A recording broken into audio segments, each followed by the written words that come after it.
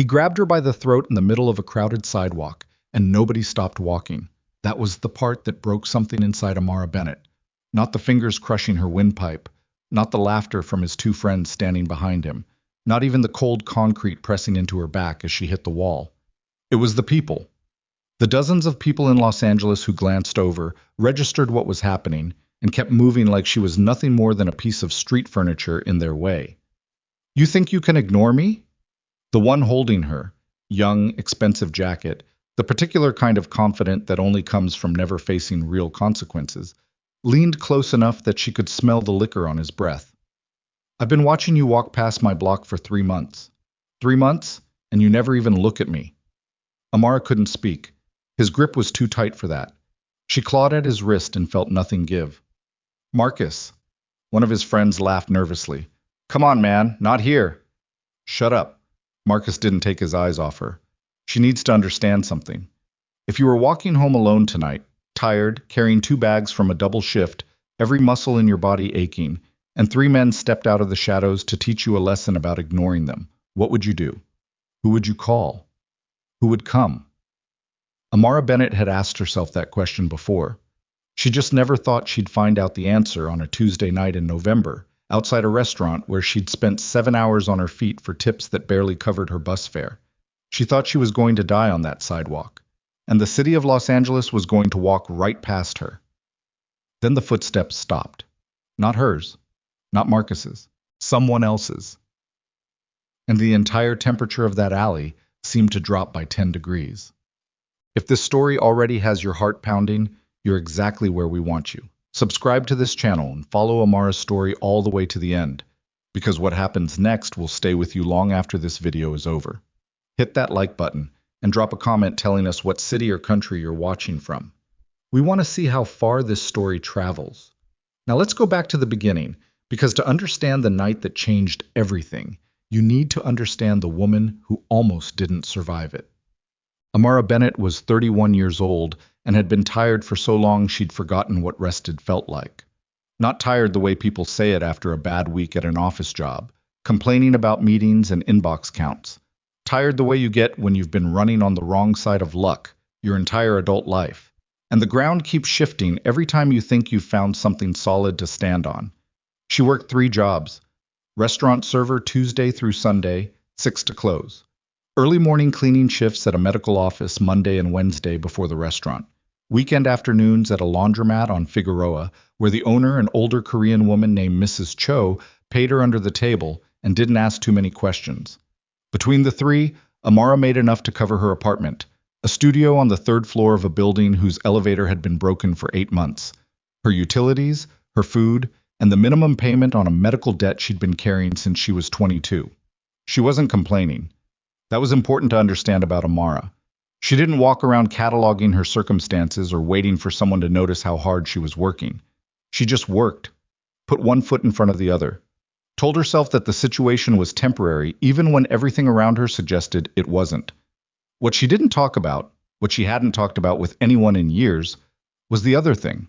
The thing she'd found out at 22, during what was supposed to be a routine follow-up appointment for the pain she'd been managing since her teenage years. The doctor had been kind about it. That somehow made it worse. Kind voices delivering unkind information have a particular way of making the news feel both final and personal, like the universe had specifically selected her for this particular disappointment. She could not carry a child to term. The condition had a long medical name she'd memorized and then spent years trying to forget.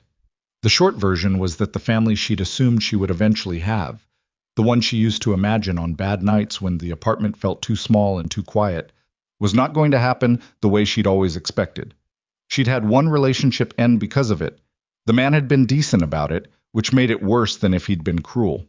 He'd sat across from her in a coffee shop and told her that he'd always seen himself as a father, that this didn't change how he felt about her as a person, and then he'd left and she'd never heard from him again. The decency of it, the gentleness of his exit. She'd have preferred a fight. After that, she'd stopped leading with it in conversations, and eventually stopped having the conversations altogether. It was easier to stay in the work. The restaurant, the medical office, the laundromat. Easier to be tired than to be vulnerable. That Tuesday in November, she'd worked a double.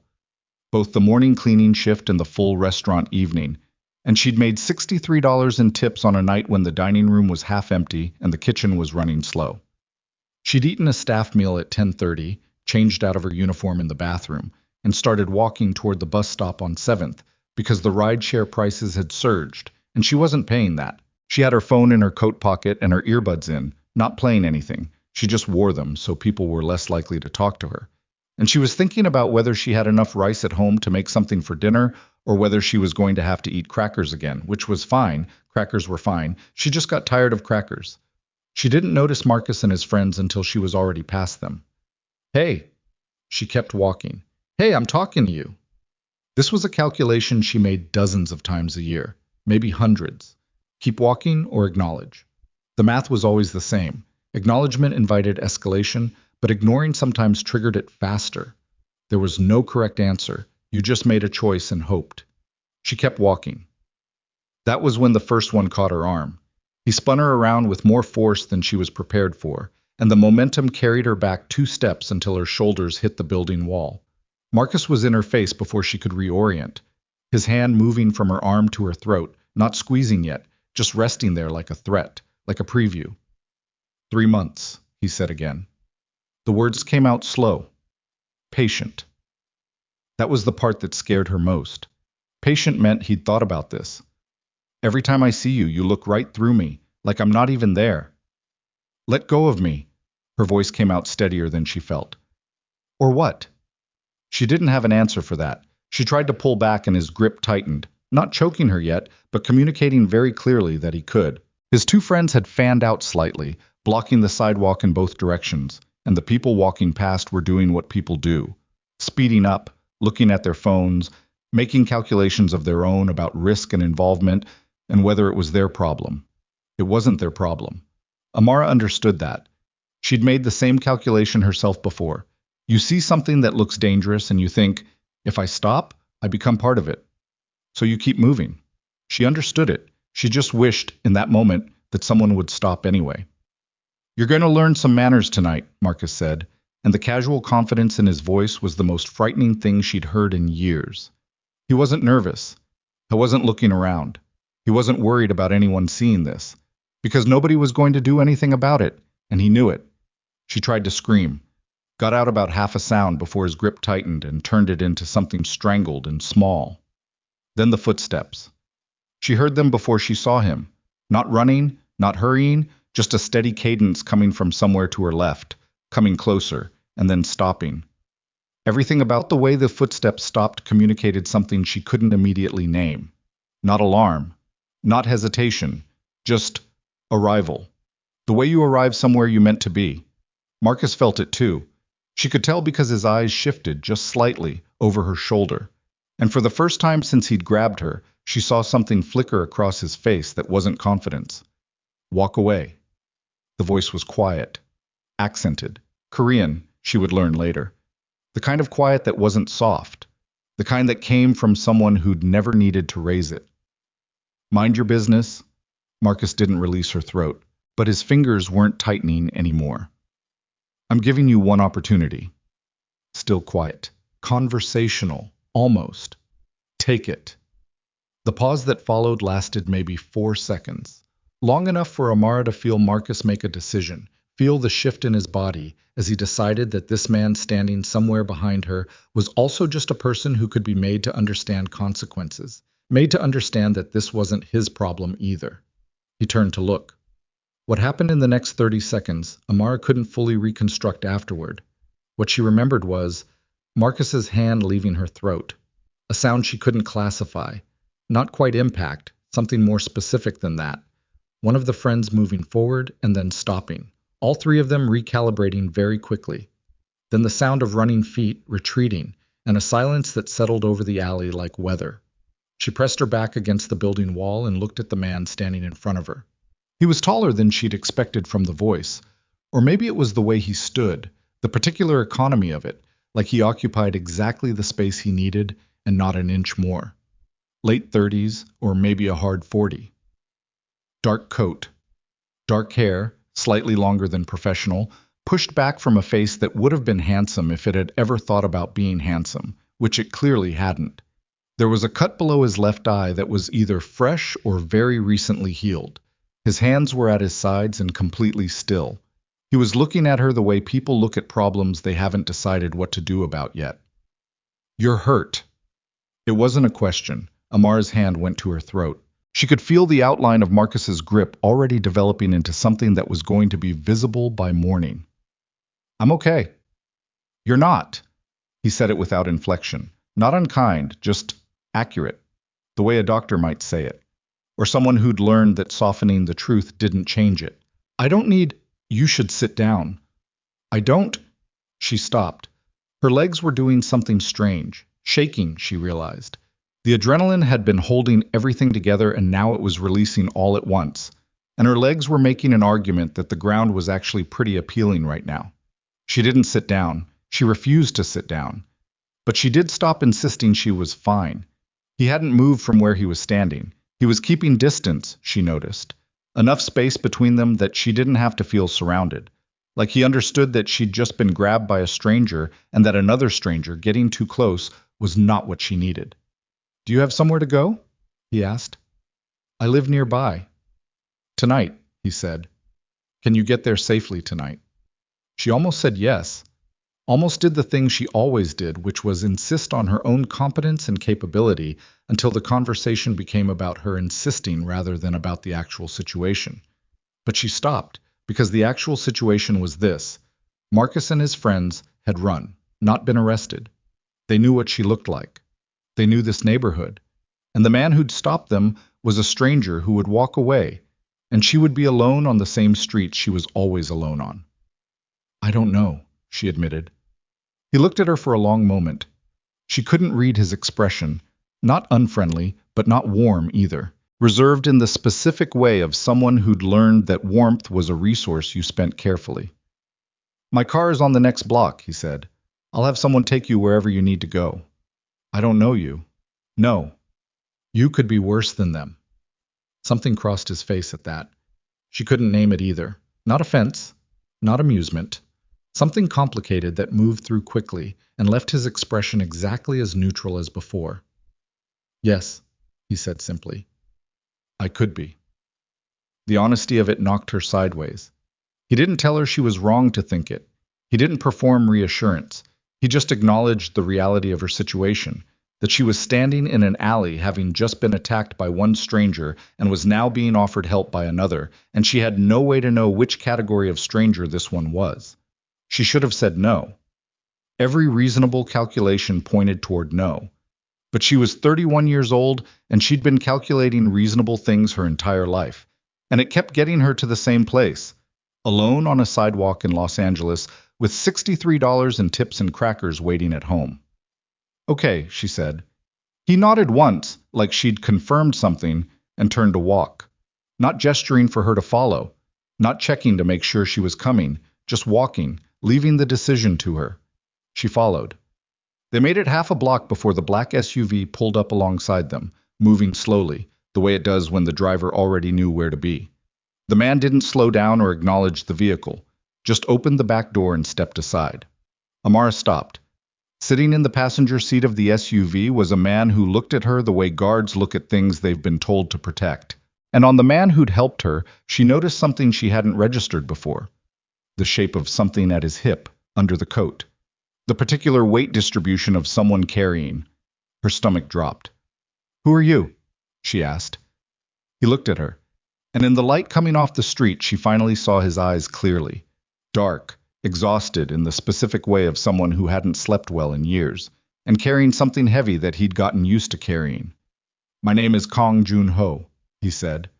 The name meant nothing to her. It would mean everything in about 48 hours. "Get in," he said. "I'll explain what I can." She got in. She didn't know why. Maybe because his voice still hadn't risen. Maybe because he'd told her the truth when he could have easily lied. Maybe because she was exhausted and her throat hurt, and she was just tired. Tired of calculating, tired of being careful, tired of the weight of all that reasonable self-protection adding up to a life that still felt this precarious. The door closed. The SUV moved into traffic. Outside, the city continued doing what it had always done. rushing past, looking away, keeping its distances. For the first time in years, Amara wasn't walking through it alone. She wasn't sure yet whether that was better or worse. The SUV smelled like leather and something else.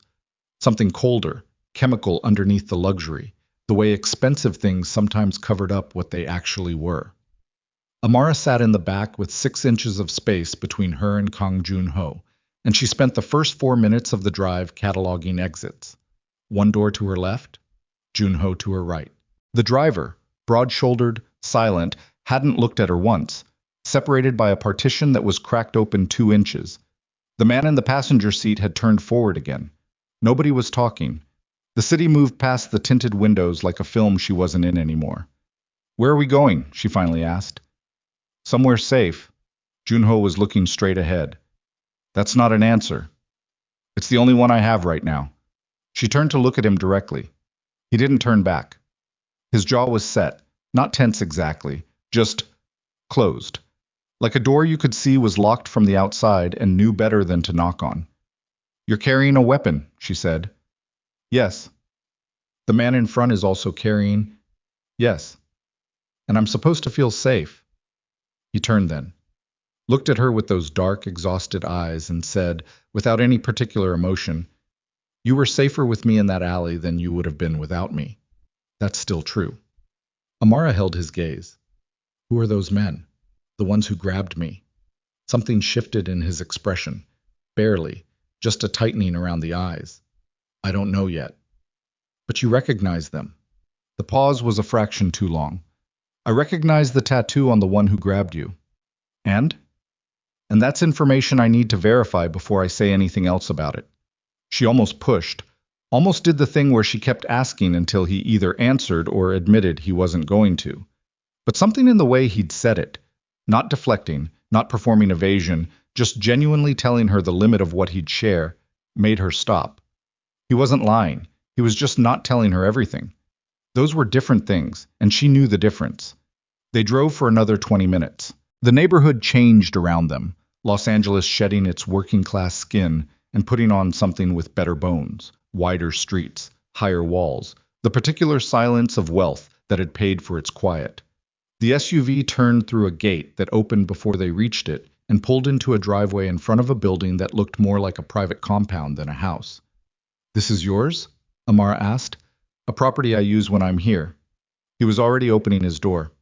"Come inside. There's someone who can look at your throat." "I said I was fine." "You said that. It wasn't true then, and it's less true now." He stepped out and stood by the open door, waiting. She got out. Not because he told her to, because her throat was throbbing and she was exhausted, and the alternative was demanding to be taken back to an apartment building with a broken elevator where Marcus, whoever Marcus was, whoever Marcus worked for, now knew she lived. She got out. Inside, the compound was sparse in a way that felt deliberate rather than unfinished. Expensive things, but nothing personal. No photographs on the walls, no scattered shoes near the door, no jacket thrown over a chair back. The kind of space a person slept in but didn't live in. A man she hadn't seen before appeared from a hallway, 50s, medical bag in hand, the careful quiet of someone who'd been summoned to do a job and intended to do it without drama. He looked at her throat, had her sit under a lamp, pressed 2 fingers against the bruising that was now definitely visible, asked her in accented English to swallow twice, and declared that nothing was fractured. "Ice for 20 minutes, he said. "No yelling for 2 days." "I wasn't planning to yell," Amara said. He gave her a look that suggested he'd said the same thing to people who later yelled. Then he was gone. Joon-Ho was across the room, on his phone, speaking Korean in short, clipped sentences. His back was partially to her. She couldn't understand the words, but she understood the rhythm. Not a conversation, an interrogation. He was demanding information and getting less than he wanted. He hung up and stood still for a moment, looking at something on the wall that wasn't there. "The tattoo," Amara said. "Whose is it?" He turned. Whatever he'd just heard on the phone had changed something in the set of his face. "A crew that works for a man named Park Dae-sung. He operates distribution networks. I've had disagreements with him." "So those men weren't random." "They may have been random to you." He crossed the room and sat down across from her, elbows on knees. But the area where they grabbed you is not random. It's 2 blocks from a business I own here. You own businesses in Los Angeles. Several. Amara looked at him. At the composed face, the still hands, the cut below his eye that she still hadn't asked about. What kind of businesses? Legitimate ones. And the other kind? The corner of his mouth moved, not quite a smile. You ask direct questions. I'm sitting in a stranger's house after being grabbed in an alley and driven somewhere without a real explanation. Direct questions feel appropriate. He leaned back slightly.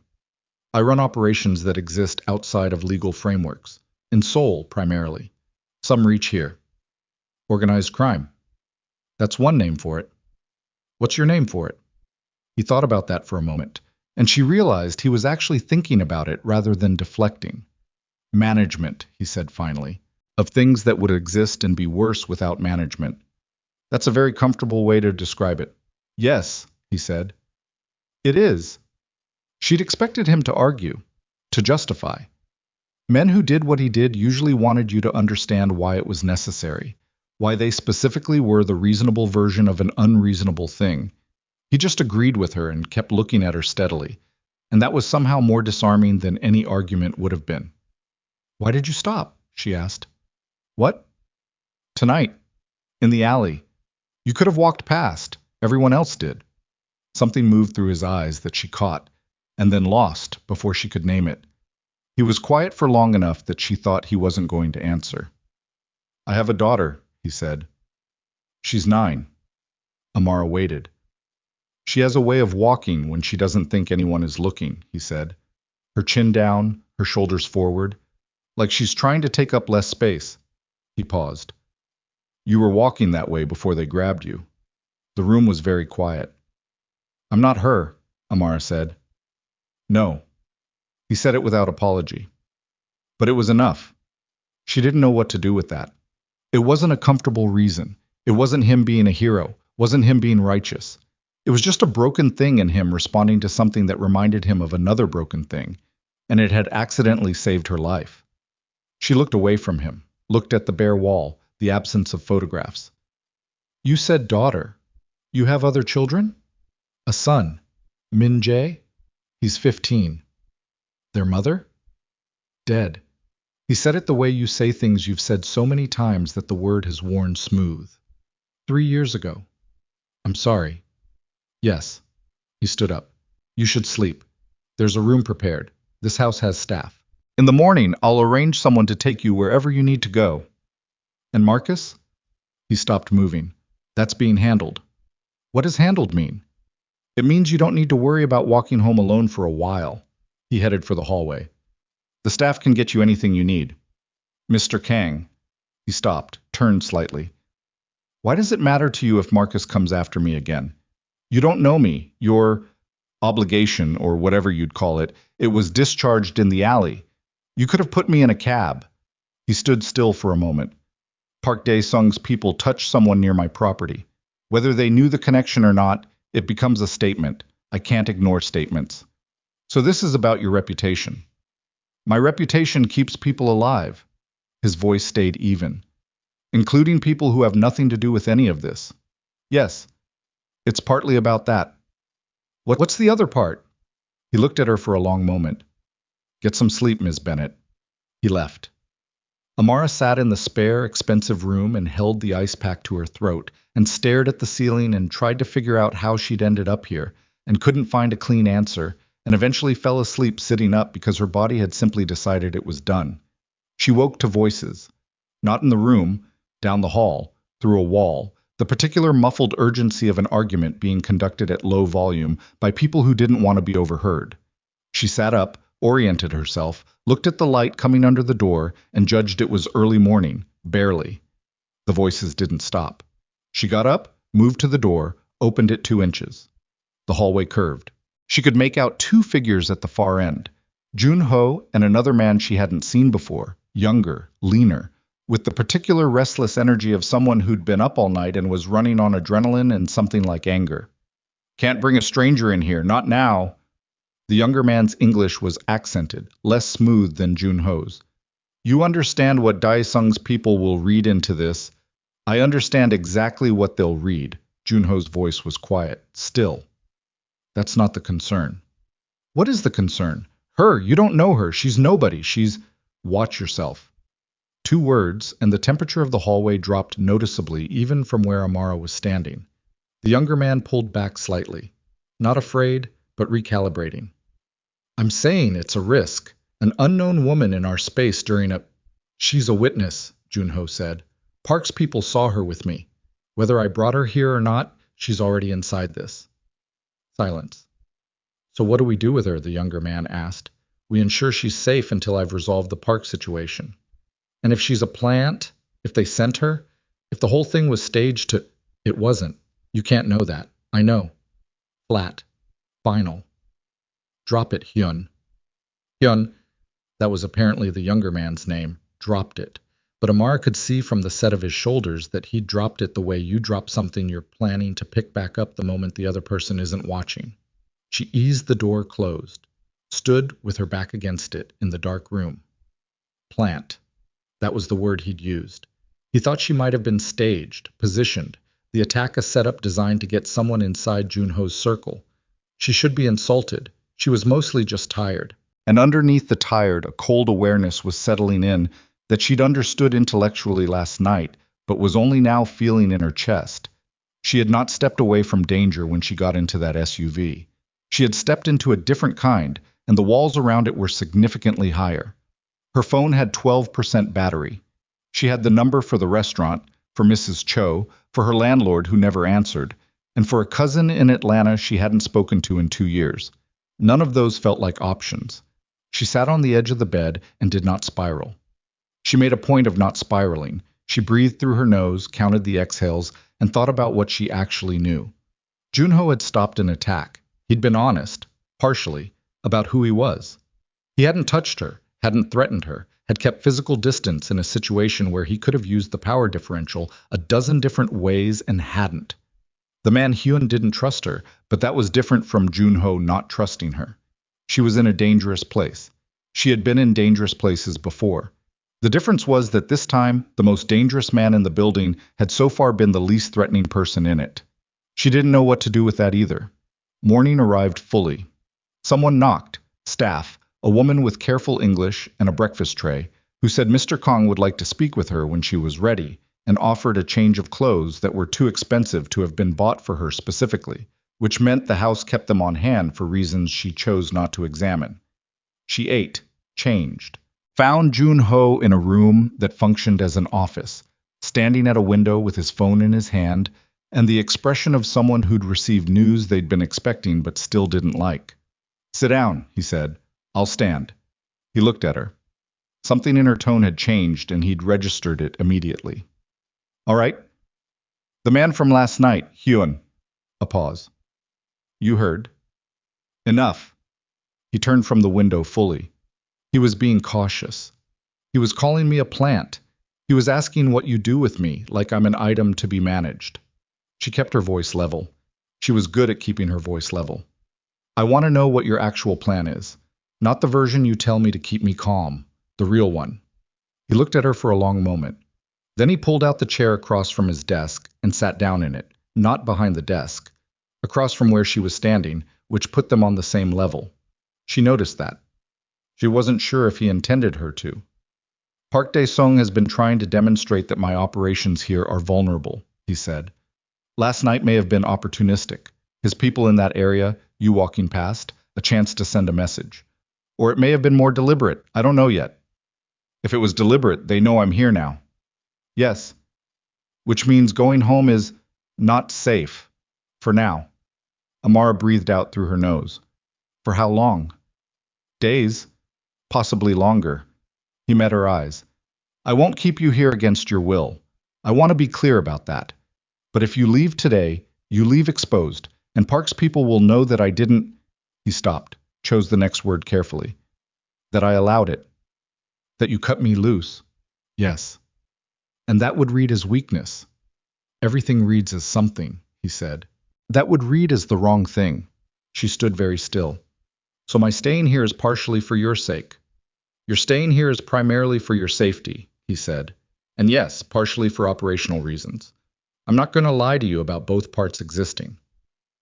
She thought about this man last night, in the alley, telling her he could be worse than the men who'd grabbed her. Just, yes, acknowledging it, no performance. What happens to your face? She asked. The cut. His hand didn't move toward it. Disagreement with Park's people. 4 days ago. So this has been building. Yes. And I walked into the middle of it. You walked past the edge of it, he said, and then the edge reached for you. She turned away from him and looked at the bare wall again. No photographs here either. Tell me about your children, she said. The silence that followed was different from the others, softer at the edges. Why? He asked. Because you're asking me to trust you, she said. And the only real thing you've told me about yourself is that you have a daughter who walks with her chin down. I want to know what kind of father you are to them. That tells me more about you than anything else. Another silence. Then, Min-jae doesn't speak to me more than necessary. He's been that way since his mother died. He blames me, I think, though he's never said it directly. And I think... He stopped, started again. I think he might be right to. Why? Because I was not present enough when she was sick. Because the work was always... He paused. It was always the reason. And reasons don't mean anything to a 15-year-old who watched his mother go through something terrible while his father was in another country managing things that felt urgent. Amara said nothing. Sora is different, he continued, and his voice changed, barely, but she caught it, a fraction less controlled. She was 6 when her mother died. She doesn't have the memory of before that Min-jae has. She just adapted. She attaches quickly to people. Too quickly. It worries me. Because they leave. He looked at her. Because they leave. The weight of that sat between them. I can't have children, Amara said. She didn't know why she said it. She hadn't planned to say it. It came out the way things come out when you've been awake most of the night, and you're sitting in a strange room and your guard has slipped 2 inches to the left without you noticing.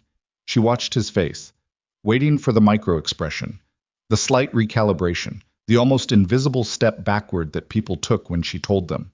Even the kind ones did it. Joon-Ho did not do it. He looked at her steady and said, That must be something you've carried a long time. Not a question. Not a pivot away from it. Not reassurance or condolence. Just acknowledgement. Like she'd told him something real and he'd received it as real.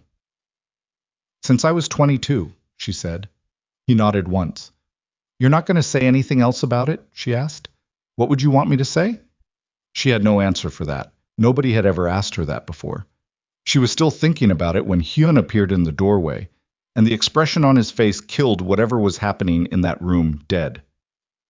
We have a problem, Hyun said. He was looking at Joon-Ho, but his eyes kept sliding to Amara like she was something he wanted removed from the equation. Park's people didn't act alone last night. Joon-Ho stood slowly. Tell me. The 3 men. We pulled their records. Hyun stepped into the room and lowered his voice, even though Amara was close enough to hear every word. Marcus Vale. His family has money. His father is a mid-level partner in a holding company that has connections to Seo Ye-rin's distribution network. The name hit Joon-Ho differently than anything else had. Amara saw it. The single second of something crossing his face that wasn't calculation. Pure reaction, gone almost before it arrived. That's not possible, he said. The paper trail is clean, but it's there. Ye-rin wouldn't... He stopped. She would, Hyun said. You know she would. You've always known she would, you just never wanted to. Enough. Hyun's mouth closed. Joon-Ho stood with his back partially to Amara now, and she could see the tension in his shoulders, the particular stillness of someone who'd just had something confirmed that they'd been refusing to confirm. Seo Ye-rin, Amara said. Both men turned to look at her. That name. What does it mean? Hyun looked at Joon-Ho. Joon-Ho looked at Amara. An old alliance, he said carefully. A woman, Hyun said, at the same moment bluntly. A very dangerous woman who has believed for years that she has a claim on this man and everything around him. Hyun! She needs to know, Hyun said, and for the first time his hostility toward Amara shifted into something that looked more like reluctant protection. If Ye-rin is involved in what happened last night, then she already knows about her. She already has a name, a face. Keeping her ignorant doesn't protect her. It just means she won't see it coming. The room was very quiet. Amara looked at Joon-Ho. Did this woman arrange what happened to me last night? He held her gaze. I don't know. But it's possible. A long pause. Yes. Which means I'm not just caught between you and Park Dae-sung, she said. There's a third side. It's more complicated than sides. I'm sure it is, she said. But from where I'm standing, what I'm hearing is that a woman with resources and motive now knows who I am and that you brought me here. And I'm a 31-year-old restaurant server from Los Angeles who didn't ask for any of this. Nobody argued with that. So what happens now? She asked. Joon-Ho looked at her with those exhausted eyes. And for the first time since the alley, she saw something in them that wasn't control or calculation or the careful weight of a man managing a situation. She saw someone who understood, fully and without excuses, that his world had just reached out and pulled an innocent woman into it, and that there was no action he could take now. No decision, no resource, no amount of managed carefully that would put her back outside it. Now, he said, I need to make a call to Seoul. He left the room. Hyun followed. Amara stood alone in the middle of the empty office, and she understood with sudden, crystalline clarity that the SUV ride last night had not been a detour. It had been a door, and it had just locked behind her. The call to Seoul took 40 minutes. Amara knew because she counted. She'd found a chair near the window in the room they'd left her in. Not the office, a different one, smaller, with a view of a walled garden that was maintained with the kind of precision that communicated money without saying anything about warmth. And she sat in it and listened to the building breathe around her and counted the minutes. 40 minutes. Then footsteps in the hall. Then silence again. Then Hyun appeared in the doorway. He looked different than he had an hour ago. The restless energy was still there, but something had been added to it, a tightness around his eyes that she read, after a moment, as something close to fear. Not for himself. For a situation that had gotten bigger than expected. He wants you in the main room, Hyun said. Does he? Ms. Bennett. He stopped, seemed to choose his next words with more care than she'd seen him use before. Whatever you're feeling about this situation right now, the frustration, the suspicion, it's appropriate. I want you to know I'm not saying that to manage you. I'm saying it because you should stay sharp. What he's about to tell you requires you to be sharp. She looked at him. You were calling me a plant 6 hours ago. I was being cautious 6 hours ago. He held her gaze. I've seen the camera footage from the alley. I've verified your employment records, your apartment lease, your... He stopped himself, registered her expression. I know how that sounds. You ran a background check on me while I was sleeping. Yes. While I was asleep in your safe house after being attacked. Yes. He didn't apologize for it.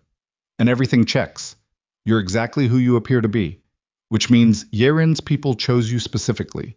Not because of who you are, but because of where you were and when. Wrong place. Wrong place, he confirmed. Right timing for someone else's plan. She stood up. Let's go. Joon-Ho was standing in the main room when she arrived, and the first thing she noticed was that he'd taken off his jacket. It was a small thing, meaningless probably, but in a man who'd been so controlled in every other physical detail she'd observed, it registered as significant. He looked tired in a way that hadn't been visible before. Not the permanent exhaustion she'd seen in his eyes, but something fresh, something the call to Seoul had deposited on top of everything else. There were 2 other men in the room she hadn't seen before. They stood near the wall with the particular stillness of people whose job was to be present without being noticed, and they were doing it well. Sit down, Joon-Ho said. What did Seoul tell you? Sit down and I'll tell you. She sat. He pulled a chair and positioned it across from her, not behind any surface, nothing between them. She'd noticed he did that, kept removing barriers from the geometry of their conversations, which was either a deliberate trust-building technique or just how he operated, and she couldn't tell which. Seo Yerin flew to Los Angeles 6 days ago, he said. I didn't know. I should have. My people in Seoul should have flagged the movement, and they didn't, which is a separate problem. But she's been here. For 6 days, operating in the city, and I had no intelligence on it. Amara absorbed this. She's here now, in Los Angeles. As of this morning, she checked out of the hotel she was using. We don't have a current location. And she knows about me. She's known about you since approximately 3 hours after the alley. He paused. She has someone inside my Los Angeles operation. Someone who relayed the information. We've identified who we think it is, but we can't... He stopped. Something crossed his face. We can't move on it yet without exposing how much we know. Amara looked at him steadily. So you have a leak? Inside your own people? Yes. And that person told Yerin that you brought me here? Yes. So she knows exactly where I am? Yes. He held her gaze, which is why we're leaving this location within the hour. There's a more secure property outside the city. I need you to come with us. Amara sat very still. She thought about Mrs. Cho and the laundromat. She thought about the restaurant where she'd left without explanation and where she was supposed to be back tonight. She thought about her apartment and the broken elevator and the box of crackers on the counter. What does Yerin want? She asked. Specifically, what is the outcome she's trying to achieve? Joon-Ho was quiet for a moment. She wants to demonstrate that I'm vulnerable, that I can be reached. The way to do that is through anyone I've chosen to protect. He paused again, and the pause had weight. By bringing you here, by placing you under my protection, I made you the demonstration. You made me a target. I made you more of a target than you already were. Yes. He said it cleanly, without softening. I want to be honest about that. The room was quiet. One of the men by the wall shifted his weight slightly. Hyun, standing near the door, was watching Amara with an expression she couldn't fully categorize, some mixture of assessment and something almost sympathetic. What does she want with you? Amara asked. Yerin, what is this actually about? Something moved across Joon-Ho's face. Complicated, fast, gone. A long history, he said. I have time. He looked at her. Then he looked at Hyun, and some silent communication passed between them, and Hyun turned and said something brief to the two men by the wall, who left the room without any visible acknowledgement. Then it was the three of them. Yerin and I grew up in the same network, Joon-Ho said. Her father was connected to the organization I eventually led. She and I were aligned for many years. She's intelligent, operationally skilled, and she understands how power works better than most people I've known. Were you together? Amara asked. Romantically. No. He said it without hesitation. But she believed we would be. For years she operated as though it was simply a matter of timing. When I met my wife, when I chose my wife, Yerin stepped back, maintained the alliance, waited. Waited for your wife to die, Amara said. The words were blunt, and she knew it. She watched him absorb them. I don't believe she had anything to do with my wife's illness, he said carefully. I've looked at that question from every angle I know how to look at it. I don't believe that. But you've looked at it. Yes. Amara let that sit. And after your wife died? Yerin moved to re-establish the closeness. Gradually, carefully. She's never been someone who pushes. She positions and she waits. He leaned forward slightly, elbows on his knees. 8 months ago, I began to pull back from her operationally, moved distribution through other channels, reduced the information she had access to. She understood what I was doing. Why did you pull back? He hesitated. Because I began to understand what she'd been building toward. The kind of influence she'd accumulated, specifically designed to make herself indispensable to me. And I don't... He stopped, chose again. I don't respond well to being engineered. So she lost her position. She lost her leverage, which for Yerin is the same thing. And now she's in Los Angeles. And now she's in Los Angeles, he repeated. Amara stood up and walked to the window. The walled garden outside was perfectly still. A bird moved across the top of the far wall and was gone. She used Marcus Vale, Amara said. Park Dae-sung's connection was a cover or a layer. The real origin was her. That's what we believe. She staged the attack. We believe she arranged for it to happen near my property, yes. Whether she knew specifically that I would intervene, he paused. She knows how I respond to certain things. Amara turned from the window. She knew about your daughter, that you'd react. He was very still. It's possible. So she engineered the entire thing. The location, the men, the timing. She created a situation she calculated would produce a specific reaction from you. Amara looked at him. She knows you that well. She's had 20 years of practice. The silence that followed was different, heavier. I need to call my job, Amara said. Of course. He reached into his pocket, extended his phone. Use this, not yours. Don't mention where you are or who you're with. She took the phone. Their fingers didn't touch, but came close enough that she registered the proximity. She walked to the far side of the room and called the restaurant manager, a harried man named Daniel, who she'd worked for 2 years, and who accepted her explanation of a family emergency with minimal pushback because she never called out, and he knew it. She hung up, turned back. Joon-Ho was watching her with an expression that had something different in it than before, something she placed, after a moment, as respect. Not the kind that was performed, the kind that was involuntary. What? She said. Nothing. He stood. We need to move. Can you be ready in 10 minutes? I have nothing to be ready with. I've been wearing borrowed clothes since last night. The slight wince that crossed his face was so brief she almost missed it. I'll have someone take care of that. You don't need to. Ms. Bennett. He met her eyes. You're in this situation because of my choices. Let me handle the practical things. She looked at him for a moment. Amara, she said. He looked back at her. You keep calling me Ms. Bennett. My name is Amara. Something shifted in his expression, small. Amara, he said. Tried the word once, as though testing its weight. Then his phone rang and he answered it and walked out of the room, and whatever had just happened, in the air between them, dissolved into the logistics of moving a small group of people out of a compromised location before someone with resources and motive decided to stop waiting. The property outside the city was different from the Los Angeles compound. Higher walls. More staff, and the staff moved differently here, with the specific alertness of people who weren't just employed but deployed. The house itself was set back from everything, surrounded by land that gave visibility in every direction. Joon-Ho explained none of this. He didn't need to. The architecture explained itself. They arrived at noon. By 1 o'clock, Amara had been given a room, had eaten something, and was sitting on a window seat watching two of the security staff walk the perimeter when the door opened without a knock.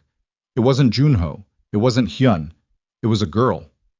9 years old, small for her age, with her father's dark eyes, and the careful expression of a child who'd learned early that entering rooms could go multiple ways. She stood in the doorway and looked at Amara with no fear and no particular surprise, just assessment, open and direct. You're the woman from Los Angeles, she said. Her English was lightly accented, formal in the way of children taught by non-native speakers. My father said there was a woman staying here. That's me, Amara said. Sora? The girl's eyes changed slightly. He told you my name. He mentioned you. Sora came into the room. Not cautiously, not boldly, just with the matter-of-fact movement of someone who'd decided a situation was acceptable. She climbed onto the window seat on the opposite end from Amara and looked out at the perimeter walkers below. They do that every 40 minutes, Sora said, nodding at the security staff. I've timed them. Have you? The tall one skips the corner near the apple tree. He always does. I told my father, but he said I was imagining it. Were you? Sora looked at her sideways. No. Amara looked at this child, 9 years old, sitting in a secure compound outside Los Angeles, timing security rotations and identifying gaps in coverage because this was simply the environment she'd grown up in, and she'd adapted to it the way children adapt to whatever they're given. Does it bother you? Amara asked. Living like this? Sora considered the question with more seriousness than most adults would have. Sometimes, she said. My friends at school don't have men who walk around their houses at night, but my friends at school also... She stopped. Started again. They don't understand some things. What things? That danger is real, Sora said simply. They think it's something from movies. I know it's not. Amara looked at her. You're very... My brother says I'm too serious for 9, Sora said. He's 15, so he thinks he knows things. Where's your brother? Upstairs. He doesn't come down when there are new people. Sora turned to look at her fully. He doesn't trust people easily. And you? Sora tilted her head slightly. I trusted you before I came in, she said. My father doesn't bring people here unless they matter. The simplicity of that nearly cracked something in Amara's chest. She held it together. You shouldn't trust people just because your father does, Amara said carefully. Your father can make mistakes too. Sora looked at her with those dark, serious eyes. I know, she said. He makes a lot of mistakes, but this isn't one of them. Then Sora climbed off the window seat and left the room as matter-of-factly as she'd entered it, and Amara sat alone in the afternoon light and pressed her knuckles against her mouth and breathed. The evening was quiet in the way that felt temporary. Joon-Ho found her in the kitchen at 7, making tea because she'd needed something to do with her hands, and it was the first option available. He stopped in the doorway, registered the scene, her at the stove, moving with the easy competence of someone who'd spent years in service environments, and something in his posture shifted almost imperceptibly, like he'd expected to find her somewhere else, doing something else, and this was unexpectedly normal. Sora came to see me, Amara said without turning around. I know, she told me. She's counting gaps in your security coverage. A pause. She mentioned that. The tall guard skips the corner near the apple tree. I'll have it addressed.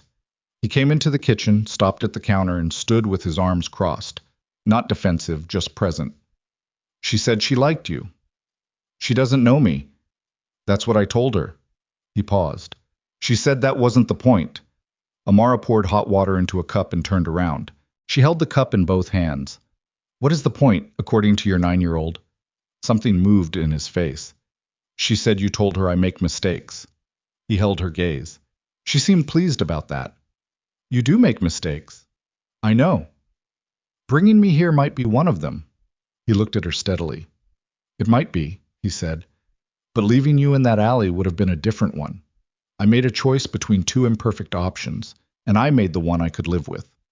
Amara set the cup down. She looked at this man, standing in a kitchen, arms crossed, in a secured compound outside Los Angeles, carrying the weight of an empire and 2 children and the memory of a wife he hadn't been present enough for, and she felt the distinct, inconvenient recognition of someone she understood. Not completely, not without reservation, but in the specific way you recognize the shape of your own exhaustion in someone else's face. Tell me about Minji, she said. He unfolded his arms. He won't come down. I know. Tell me about him anyway.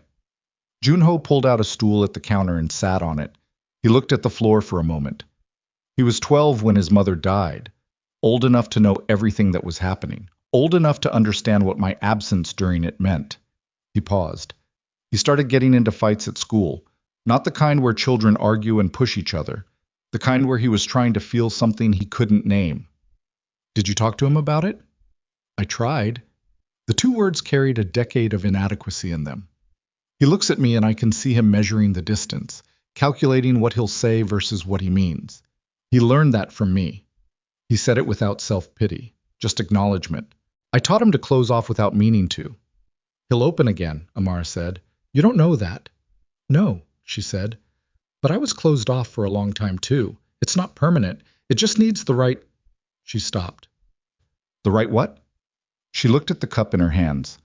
The right pressure from the right direction. He was quiet for a moment. Then, your medical condition, you said since you were 22. She hadn't expected him to return to that. Yes. How long did it take you to stop? He seemed to be choosing the phrasing carefully. Grieving it. She thought about the honest answer. I'm not sure I have, she said. I think I've gotten used to carrying it. That's different. Yes, he said, with the recognition of someone personally familiar with that distinction. It is. They stayed in the kitchen for another hour. She made tea for both of them. He talked about Seoul, not the operation, but the city itself.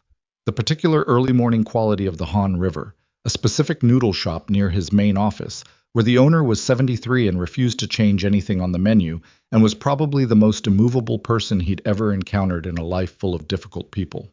She talked about Atlanta, where she'd grown up, and the cousin she hadn't called in 2 years, and the way her grandmother used to make the apartment smell on Sunday mornings, in a way she'd been trying to replicate with varying success ever since. It was the most ordinary hour she'd had in as long as she could remember, which was probably why what happened at 9 o'clock felt like the floor falling away. Yun came in without knocking. He moved differently than before, faster, with the controlled urgency of someone who'd been running and was suppressing it. And he looked at Joon-Ho and said two words in Korean that Amara didn't understand. But she understood Joon-Ho's face. She'd learned, in the past 24 hours, to read the micro-expressions he didn't know he was showing, the specific compression of his jaw when something cost him, the way his eyes went very flat when he was processing something damaging. Both of those things happened simultaneously. "What?" she said. Joon-Ho stood from the stool. He and Hyun exchanged several sentences in Korean, rapid, low, and the exchange had the quality of two people confirming something they'd hoped wouldn't be confirmed. Then Joon-Ho turned to her. "Min-jae," he said, "is not in his room." The words took a moment to arrange themselves into what they meant. "What?" "He left the property." Joon-Ho was already moving toward the door. "Approximately 90 minutes ago, he disabled the camera at his window, the guard rotation." He stopped. "The corner by the apple tree," Amara said. His eyes closed for 1 second, opened. "Yes." "Where would he go?" She was on her feet without deciding to stand up. "Does he know anyone in this area?" "He has a phone." Joon-Ho was already in the hallway, Hyun beside him, and she followed because standing still felt impossible. "We're trying to reach him. He's not answering." "Has he done this before?" "Twice," Hyun said over his shoulder. "In Seoul. Both times he was back within an hour. Both times he went somewhere specific, a place he associated with his mother." "Is there a place like that here?" Hyun and Joon-Ho exchanged a look. "His mother came to Los Angeles twice," Joon-Ho said. "Once before Min-jae was born. Once when he was 4. He wouldn't—" He stopped. "He wouldn't remember the specifics." "But you do." He didn't answer immediately. They were in the main room now, and two of the security staff were already present, waiting with the contained readiness of people who understood speed without needing it explained. "There's a beach," Joon-Ho said. "She loved it. She talked about it when she was sick, about wanting to go back." He paused. "I never took her." The weight of that sentence was enormous, and he did not dwell on it. "Min-jae knows about it," Hyun said. "He found photographs once, about a year after she died. He didn't say anything, but—" "We go there first," Amara said. Both men looked at her. "He's 15 and he left a secured location 90 minutes ago without telling anyone," she said. "He's not lost. He went somewhere specific. The beach is specific. Go there first." She paused. "And let me come." Joon-Ho looked at her. She could see him processing the risk calculation, taking her into an unsecured environment, a moving vehicle, a public location where Yerin's people could have eyes. "I can talk to him," she said. "If he won't listen to you, I can try." "You don't know him." "No," she said. "But I'm not you, and sometimes that's exactly what's needed." Something moved across Joon-Ho's face that wasn't calculation. She met his eyes and held them. "All right," he said. They found Min-jae at the beach. I was sitting at the waterline with his shoes off and his jeans rolled up, and the particular posture of someone who'd been crying and had stopped and was now just present in the aftermath of it. The slightly swollen quality around the eyes, the stillness that comes after something has moved through you and left you hollow. He was taller than she'd expected, long-limbed with his father's jaw and something softer around the eyes that must have come from his mother. He heard them coming and went rigid, shoulders pulling up, face closing like a shutter, and turned to look over his shoulder with an expression that was trying very hard to be anger and not quite covering the fear underneath. When he saw his father, the anger won. "Don't," he said. "Just that." Joon-Ho stopped 10 feet back. The security staff had fanned out along the access path, visible but not close. Hyun was further back still. Amara walked past Joon-Ho and kept going. Min-jae watched her approach with open suspicion. "Who are you?" "Nobody important," she said. "Can I sit?" "This is a public beach." She sat down beside him in the sand. Not close, a few feet of distance. She looked at the water.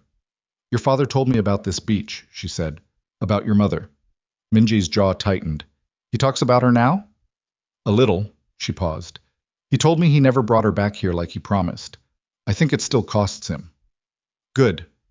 The word came out hard. Then immediately after, quieter. "That's not— I don't mean—" He stopped, pressed the back of his hand against his mouth. 15 years old and fighting himself in real time, the internal war completely visible. "You can mean it," Amara said. "You're allowed. He looked at her sharply. People tell you that you're not allowed to be angry at him, she said, because he's grieving too, because he did his best, because you should understand the context. She kept looking at the water. That's all true. And it's also not the point. You're allowed to be angry. Both things exist. Min-jae was very quiet. She would have liked it here, he said finally. His voice was rough. There are photos. She's laughing in all of them. She had this... He stopped. She had this specific laugh, like she forgot to be careful. Your father doesn't laugh like that. No. He glanced over at where Joon-ho stood. He doesn't laugh at all, not anymore. Amara sat with that. The water moved in and pulled back out. Who are you? Min-jae asked again, differently this time. Not hostile, just asking. Someone who ended up in the wrong place and your father helped me, she said. That's the simplest version. He looked at her steadily. He had, she realized, the same quality his father had. That particular stillness, the sense of someone taking in more than they were showing. He doesn't help people, Min-jae said. Not like that. Not strangers. I know. So why you? She thought about the honest answer. He said I reminded him of Sora, the way I was walking. Min-jae absorbed this. Something shifted in his expression, something complicated, layered, the kind of look that takes years to earn and seconds to show. She walks like that when she's scared, he said quietly. She pretends she's not, but I can always tell. Your father can tell too, Amara said. He just didn't know how to say it without... She paused. Without it being about him instead of her. The boy looked out at the water for a long moment. Then he turned and looked at his father standing on the sand behind them, and the anger was still there, but something else was standing beside it now, something that hadn't been there before. Something that looked, at painful distance, like the beginning of a question he wasn't ready to ask out loud yet. Joon-ho stood still in the darkness and waited. Amara was still looking at the water when her phone, Joon-ho's phone, the one she was still carrying, buzzed in her pocket. She looked at it. Unknown number, text message, 5 words. She stared at those 5 words long enough that Min-jae, watching her face, said, "What?" with the sharpened attention of a boy who'd learned to read rooms before he'd learned to read books. She didn't answer him. She stood up and walked to Joon-ho and held out the phone so he could see the screen. He read it. She watched his face do the thing, the jaw, the eyes going flat. And then she watched something else happen, something she hadn't seen in him yet. Something that might, in another man, have been called panic, but in Kang Joon-ho came out as a terrible, focused stillness. The 5 words on the screen were, I have your daughter too. Joon-ho moved first, not toward the water, not toward Min-jae, not toward the security staff fanned out along the access path. He moved toward Hyun, and the two of them closed the distance between them in 4 steps, and Hyun already had his phone out and was speaking before Joon-ho said a word, because Hyun had seen the screen too, had read the 5 words from 2 feet away, and some things don't require instruction. Min-jae was on his feet. What happened? What does that mean? Where's Sora? Get in the car. Joon-ho's voice was flat, not unkind.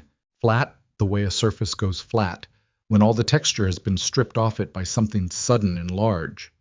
Where is she? Min-jae.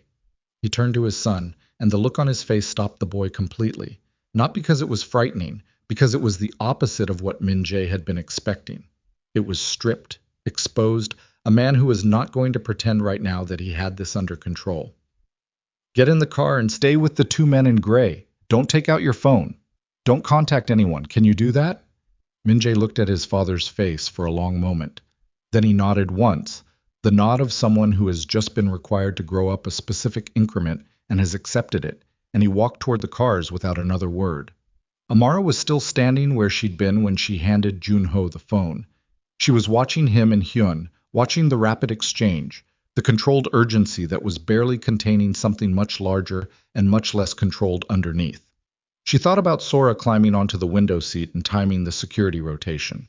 Sora saying, my father doesn't bring people here unless they matter. Sora's 9-year-old certainty about a woman she'd known for 4 hours. Amara's hands were steady. She noted that with some distant part of her brain. Her hands were steady, and her breathing was even, and the part of her that could have been falling apart right now was instead running very cold and very clear, the way it used to when she was working double shifts and something went wrong in the kitchen and everyone was looking for a person to be calm. She walked to Joon-Ho. "What do you need from me?" she said. He looked at her. His eyes were doing the flat thing, but underneath it she could see the other thing, the thing he was fighting to keep from the surface. Not fear exactly. Something rawer than fear. The specific terror of a parent who has failed at the one task that supersedes every other task. "Nothing," he said. "I need you to go with Min Jae, and that's not what I asked." She held his gaze. "What do you need? Not where do you want me to be out of the way?" Hyun had turned slightly. He was watching this exchange with an expression she couldn't read. Joon-Ho looked at her for 3 full seconds. "Yerin sent the message from a number registered to a shell company we've tracked before. It's a location identifier. She wants us to know she's operating through that channel, which means she's not hiding. She wants contact. She wants you to come to her." "She wants me to come to her," he confirmed. "Alone, most likely. That's how she operates. She'll frame it as a negotiation." "And if you go alone?" "Then I walk into a situation with no structural advantage and whatever she's arranged around her perimeter." "What leverage do you have?" He paused. "Information. The mole inside my operation, the person who told her about you, about the safe house. We've identified them. Yerin doesn't know that yet. So she thinks she has better intelligence than she does." "Yes." "Then use it." Amara said it simply. "Make the contact. Let her think she's controlling the terms. Use what she doesn't know she's missing," Hyun said quietly in English. "She's right." Joon-Ho looked between them. Then he looked at Amara in the specific way he'd been looking at her across the past 24 hours, like she kept appearing in a place he hadn't expected her to be, and he was still in the process of updating his map. "I need a clean phone," he said to Hyun. Then he looked at Amara. "You're coming. But you do exactly what I say, when I say it. If I tell you to get down, you get down before you finish the thought." "Understood." "I mean it. I know you mean it," she said. "I'm agreeing. Stop arguing with me about agreeing." Something crossed his face. Not quite the thing that wasn't quite a smile from before. Something closer to it. They moved. The building Yerin had chosen for contact was a warehouse property in an industrial stretch east of the city. Not derelict, carefully maintained, the kind of space that looked abandoned from the street and was very much not. They identified it from a combination of the shell company records and the single additional message that came through 40 minutes after the first. An address, no other text. She wanted them to find it. That was the point. Joon-Ho knew this and came anyway, which was also the point. Sora was 9 years old, and she was somewhere in that building or connected to it, and there was no calculation in the world that competed with that fact. They approached from the east, on foot, the last 2 blocks. 4 security staff in positions Hyun had coordinated via earpiece, placed in a perimeter that Joon-Ho had described to Amara in the car as imperfect but functional. The night air was cold and tasted faintly metallic, the way industrial areas do.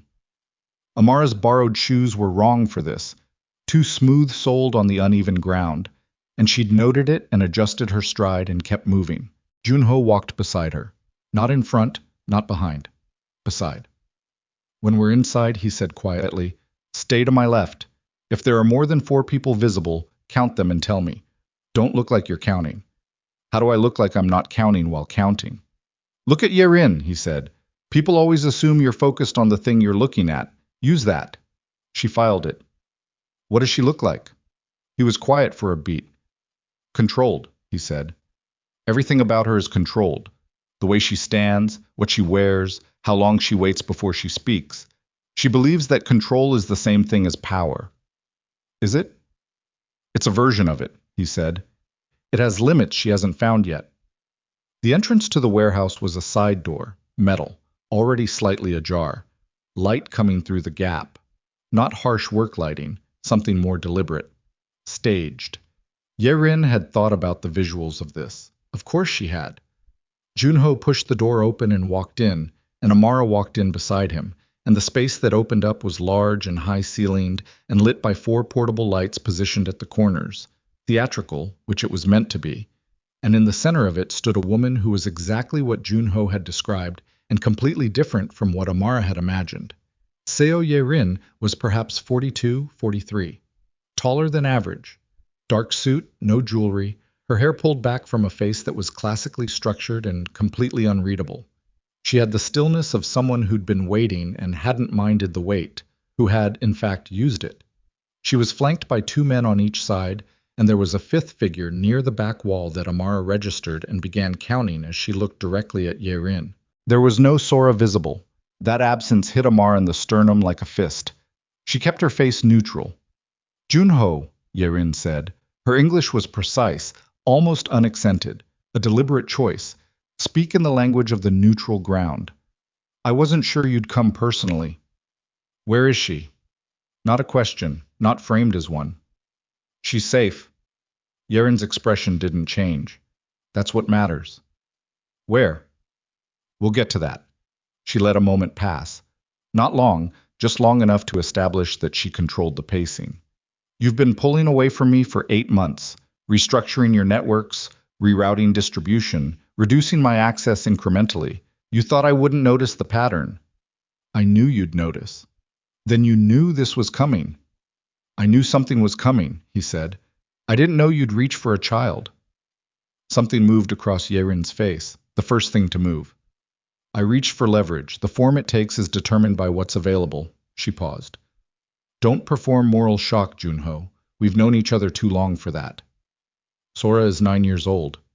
And she's unharmed and will remain that way. Ye-rin's voice was even. This was never about her. It's about what you've been doing and why you think you're entitled to do it unilaterally. I'm entitled to manage my own operation. Our operation. The word landed with precision. 15 years, Joon-Ho. The sole distribution network. The 3 Pacific channels. The financial instruments running through the Busan accounts. None of that exists in its current form without what I built. You know that. I know what you built, he said. I also know why you built it. Ye-rin's eyes moved, just slightly, just briefly, to Amara, then back to Joon-Ho. Who is she? Someone who has nothing to do with this. She's the woman from the alley. Ye-rin's tone didn't shift. The Los Angeles woman. I know about her. I've known since the night you brought her in. She studied Amara with the particular quality of someone who was calculating rather than seeing. She's why you're here, isn't she? Not just Sora. Her too. Amara met Ye-rin's gaze and held it, said nothing. Interesting, Ye-rin said. She said it like a scientist noting a result. You've been alone for 3 years, Joon-Ho, and this is what ends it? A stranger from a sidewalk? Tell me where Sora is. In a moment. Ye-rin turned slightly, addressing both of them now. Here's what I want. Restoration of my position within the network. Full access to the Pacific Channel accounts. And formal acknowledgement, documented, witnessed, that my contribution to the organization is foundational and non-negotiable. She paused. In exchange, Sora comes home tonight. You rebuild what you've been dismantling, and we continue as we always have. Joon-Ho was quiet. That's all, Ye-rin said. It's not unreasonable. You used Marcus Vale, Amara said. Ye-rin looked at her, really looked. A shift from calculation to something that was almost interest. Excuse me? Marcus Vale, the man from the alley. Amara kept her voice level. He's connected to your distribution network through his father's holding company. You placed him near Joon-Ho's property. You knew how Joon-Ho would respond to what Marcus did. Ye-rin was very still. You engineered the whole thing, Amara continued. The attack was a trigger, not a coincidence. You needed Joon-Ho to bring someone in, someone new, someone visible, so you'd have a reason to escalate. A justification. She paused. What I don't understand is why you needed the justification. You were going to move against him regardless. Ye-rin looked at her for a long moment. Then she looked at Joon-Ho. Where did you find her? She found herself, he said. She's right, Ye-rin said, and the admission was so clean and undefended that it surprised Amara more than a denial would have. I needed the escalation to be visible, to have a shape that our mutual contacts in Seoul would recognize as provoked rather than aggressive. I've spent 20 years building a reputation for measured response. I wasn't going to dismantle it now. She turned her gaze back to Amara. You're more perceptive than you look. Most people are, Amara said. Something crossed Ye-rin's face. Not quite approval. recognition. This doesn't change my terms, Ye-rin said, back to Joon-ho. I know. He took a slow breath. Here's what you don't know. The person inside my Los Angeles operation who told you about Amara, about the compound, about our movements, we identified them 48 hours ago. Ye-rin's expression didn't change, but the two men on her left shifted incrementally. We identified them, Joon-ho continued, and we've been feeding information through them since. Everything you think you know about where I've been, what resources I have here, what my position is, you've been reading what we wanted you to read. A pause. The 4 men you have outside this building, Joon-ho said, are not where you think they are. Ye-rin moved her eyes to one of her flanking men. He raised his earpiece and listened, and his face told the story before he said a word. Where's Sora? Joon-ho said. Last time. The control on Ye-rin's face was extraordinary. It cracked, but barely. A hairline fracture visible only because Amara had been watching for the millimeter shift she'd learned to read in this woman over the course of 60 seconds of looking at her. You're bluffing. I'm not. You can't have turned. I turned nothing. I let your person keep their position, and I controlled what they saw. He took one step forward. You built 15 years of influence on access to information. I've had 48 hours of controlling what information you accessed. Think about the gap. Ye-rin stood very still. Something was happening behind her eyes. Rapid, contained, the recalculation of someone who'd walked into a room with a complete picture and was now processing that the picture had been painted for them. It was, Amara thought, the most frightening thing she'd seen in 2 days. Not the attack in the alley, not the 5-word text message. This, watching an extraordinarily intelligent and dangerous person realize they'd been outmaneuvered and begin calculating how to respond to that right now, in real time. You still don't have Sora, Ye-rin said. The control was back. Whatever fracture had appeared, she'd mortared it closed. Whatever you've done with my external positioning, Sora is still... Room 4B, Amara said. Ye-rin stopped. The building on Meridian, Amara continued, the one registered to the Vale Family Holding Company, Room 4B, East Wing. She held Ye-rin's gaze. Your mole told you about us. Ours told us about everything else. The silence that followed lasted 4 seconds. Amara counted them. Then Ye-rin said very quietly, You don't have someone inside my... We do, Joon-ho said. We have for 11 months. You pull from my network, I pull from yours. The difference is I didn't use mine to take a child. The room had changed. The 2 men flanking Ye-rin were still in position, but the quality of their stillness had shifted, the alertness of people waiting for instruction that wasn't coming, holding postures they'd been told to hold without the intelligence to understand why they were holding them anymore. Ye-rin looked at Joon-ho. For the first time since they'd walked in, she looked at him without the layered calculation, without the managed distance.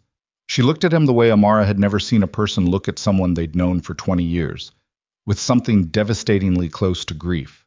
Not for Sora. Not for the negotiation that was collapsing. For something older than that. You were supposed to need me, Ye-rin said quietly.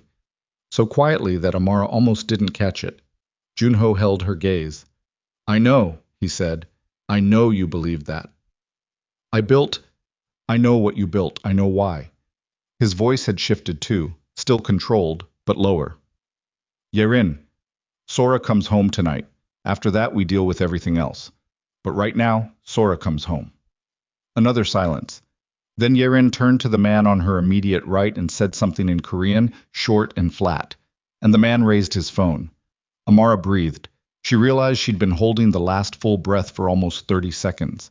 And then the side door she and Joon-ho had come through opened, and it wasn't Hyun or the security staff, and it wasn't Sora. It was a man Amara had never seen, 50s, heavy-set, a face like a closed fist. And behind him were 3 more men, and their positioning was not the positioning of people arriving to negotiate. Ye-rin turned to look at them, and for the first time her face showed something that was not controlled and not calculated. She looked surprised. I didn't... She took half a step. That's not... Park Dae-sung sends his regards. The heavy-set man looked at Joon-ho. His English was rougher than Ye-rin's, blunter, with the particular directness of someone who'd never needed polish. He said you'd be here. Told us the address. Told us the time. He paused. He also told us you'd have something that belongs to him. The Pacific Channel routing information. Pulled it from your accounts when you were busy managing everything else. Joon-Ho went absolutely still. You've been played, the man said. Both of you. He looked from Joon-Ho to Ye-rin with something that wasn't quite contempt and wasn't quite amusement. Daesung's been watching you watch each other for 8 months.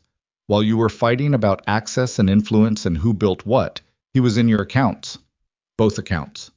He has the routing keys. Ye-rin's composure had fractured completely. She was looking at the heavy-set man with the specific expression of someone who has just understood the shape of a trap they walked into enthusiastically. He wants a meeting, the heavy-set man said. Both of you, tomorrow.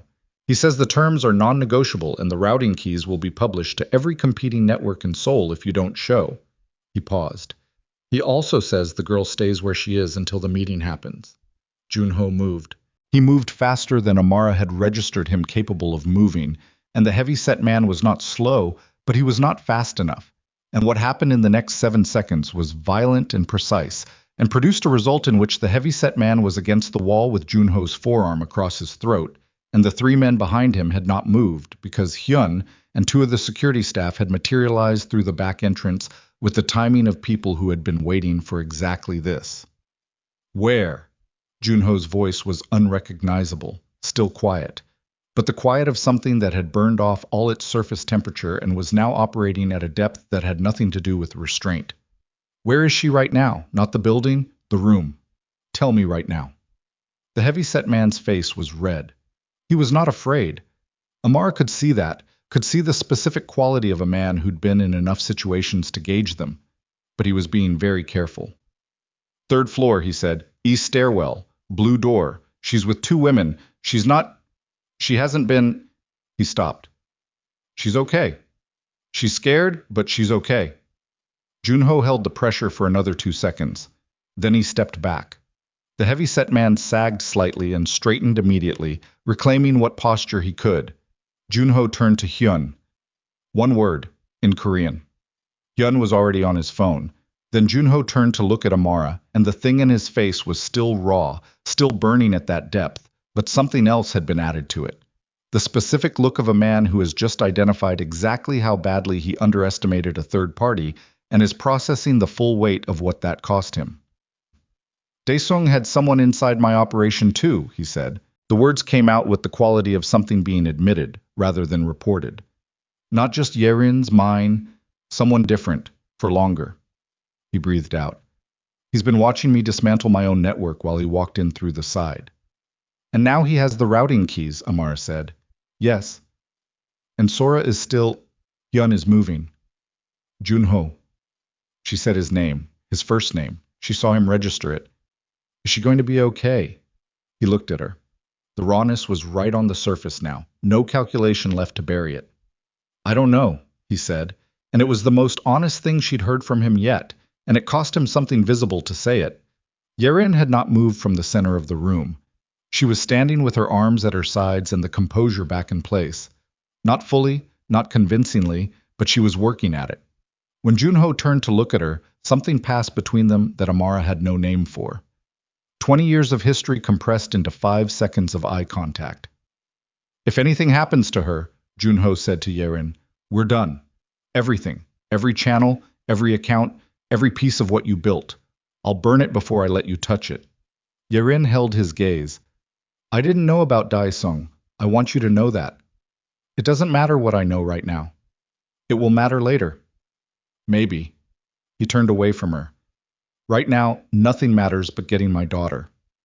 Amara's phone, Joon-Ho's phone, still in her pocket, buzzed once. She looked at it. Hyun's number, 1 word. She grabbed Joon-Ho's arm and held the screen up so he could read it, and she felt the tension in his arm change the instant he did. Something releasing, something enormous and held too long releasing, just slightly, at the edges. The word was, found. And then the phone buzzed again, a second message from Hyun, and this one was not 1 word, and Amara read it, and everything she'd been holding herself steady against for the past 2 days tilted on its axis in a completely different direction. The second message said, there's something else. About her. About Amara. Joon-Ho, you need to see this before she does. Joon-Ho read the message twice. Amara watched him do it. Watched his eyes move across the screen the first time with the speed of someone processing information, and the second time with the slower quality of someone deciding what to do with it. His face had been raw 2 minutes ago, stripped of its management by the word found appearing on that screen. And now it was doing something different, rebuilding, recalibrating, not closing off, but working. What does it say? She asked. He looked up from the phone, looked at her with the specific expression of a man who has just been handed something he didn't ask for and doesn't know yet whether it's a gift or another complication. It can wait, he said. It says something about me. It can wait until Sora is here. She held his gaze. Joon-Ho. Amara.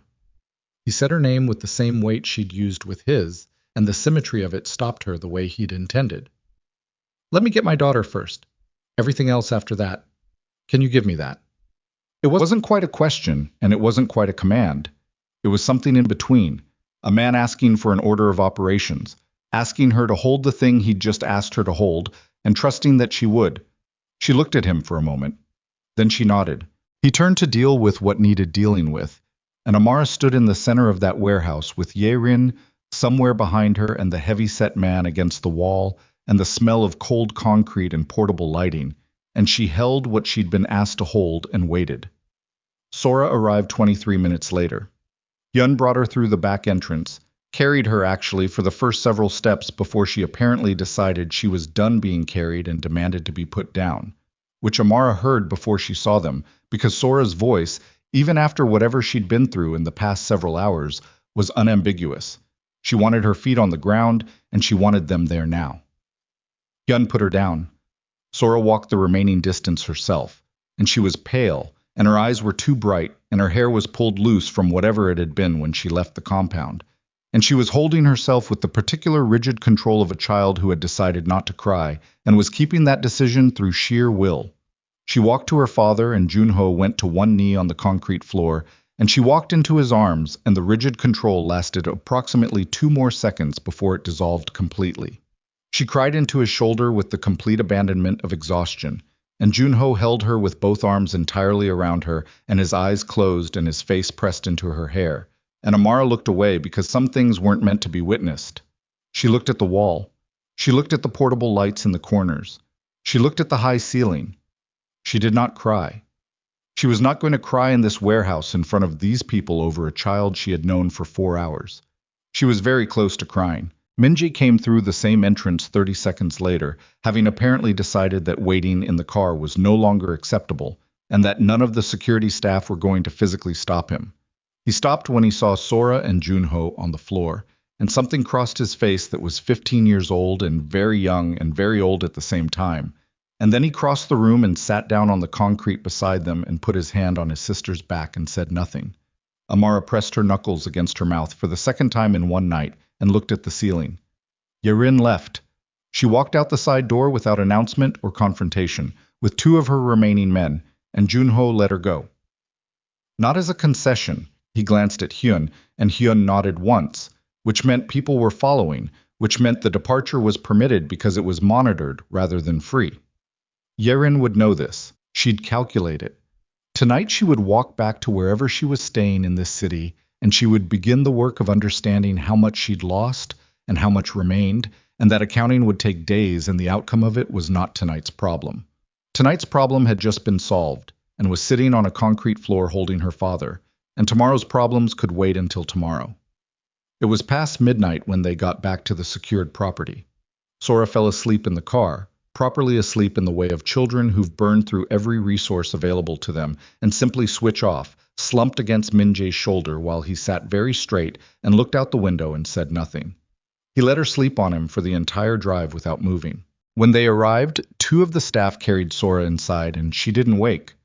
Joon-Ho walked behind them and watched the entire distance from car to bedroom door with the focused attention of someone who was not going to let the child out of his sightline yet. Minjae peeled off at the top of the stairs, said something brief to his father in Korean that Amara didn't catch, and went to his room. Joon-Ho stood in the hallway outside Sora's door for a long moment. Then he turned and came downstairs and found Amara in the kitchen. Same as earlier, same stool, same stillness that the kitchen seemed to invite. And he put the phone on the counter between them. "Now," he said. She looked at the phone. "Tell me." He pulled out the stool across from her and sat down. He looked at the phone rather than at her while he talked, and she understood that was not distance but precision. He wanted to say this correctly, and looking at her made correct harder. "There was a man named Lawrence Bennett," he said. "He died 11 years ago. He was connected, peripherally, to a financial network that ran through several organizations in the American Southeast. He was never a primary operator. He was what you'd call a secondary figure. He processed accounts." He paused. "His family was in Atlanta." Amara was very still. "My father's name was Lawrence." "Yes." "He died 11 years ago." "Yes." She looked at the phone. "My father processed accounts for what? Criminal organizations. Peripheral ones. He wasn't in deep, but the connection existed." Joon-Ho finally looked up. "When Hyun ran your background verification, the initial check when you first arrived, the name came up as an associative link. He didn't think it was significant, just a flag in a database somewhere." He paused. "When Dae-sung's man showed up tonight talking about your connection to our operation, Hyun went deeper. He found the full record." "What does the full record say?" Joon-Ho was quiet for a moment. "Your father was processing accounts for a network that was, at the time, under investigation by a federal task force. 11 years ago, that investigation was preparing to move. He would have been contacted, probably already had been.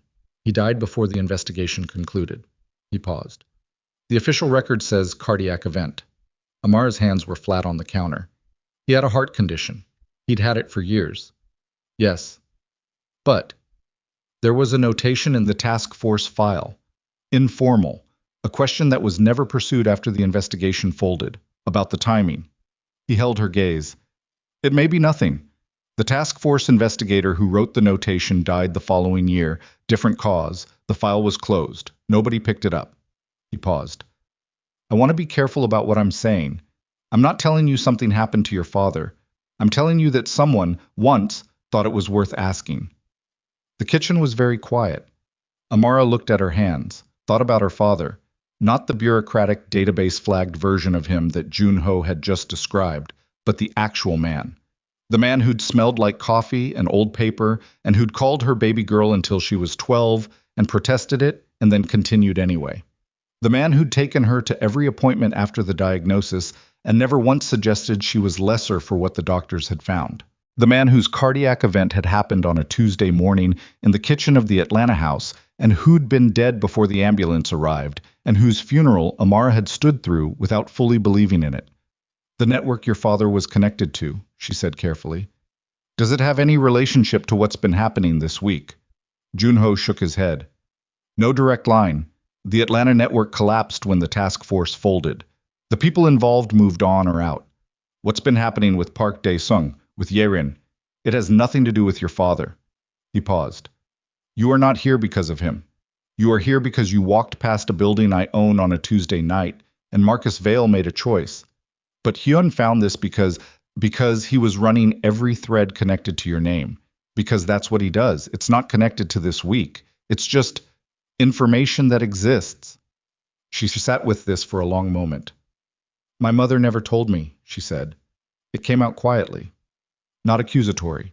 Toward her mother, toward Joon-Ho, toward anyone. Just a statement of fact that had weight. If she knew, she may have known. I don't know what she knew. She died 4 years ago. Amara looked at the counter. So I can't ask. Joon-Ho said nothing. He let the silence hold what it needed to hold. I have a cousin, Amara said finally. In Atlanta. I told you about her. We stopped talking 2 years ago.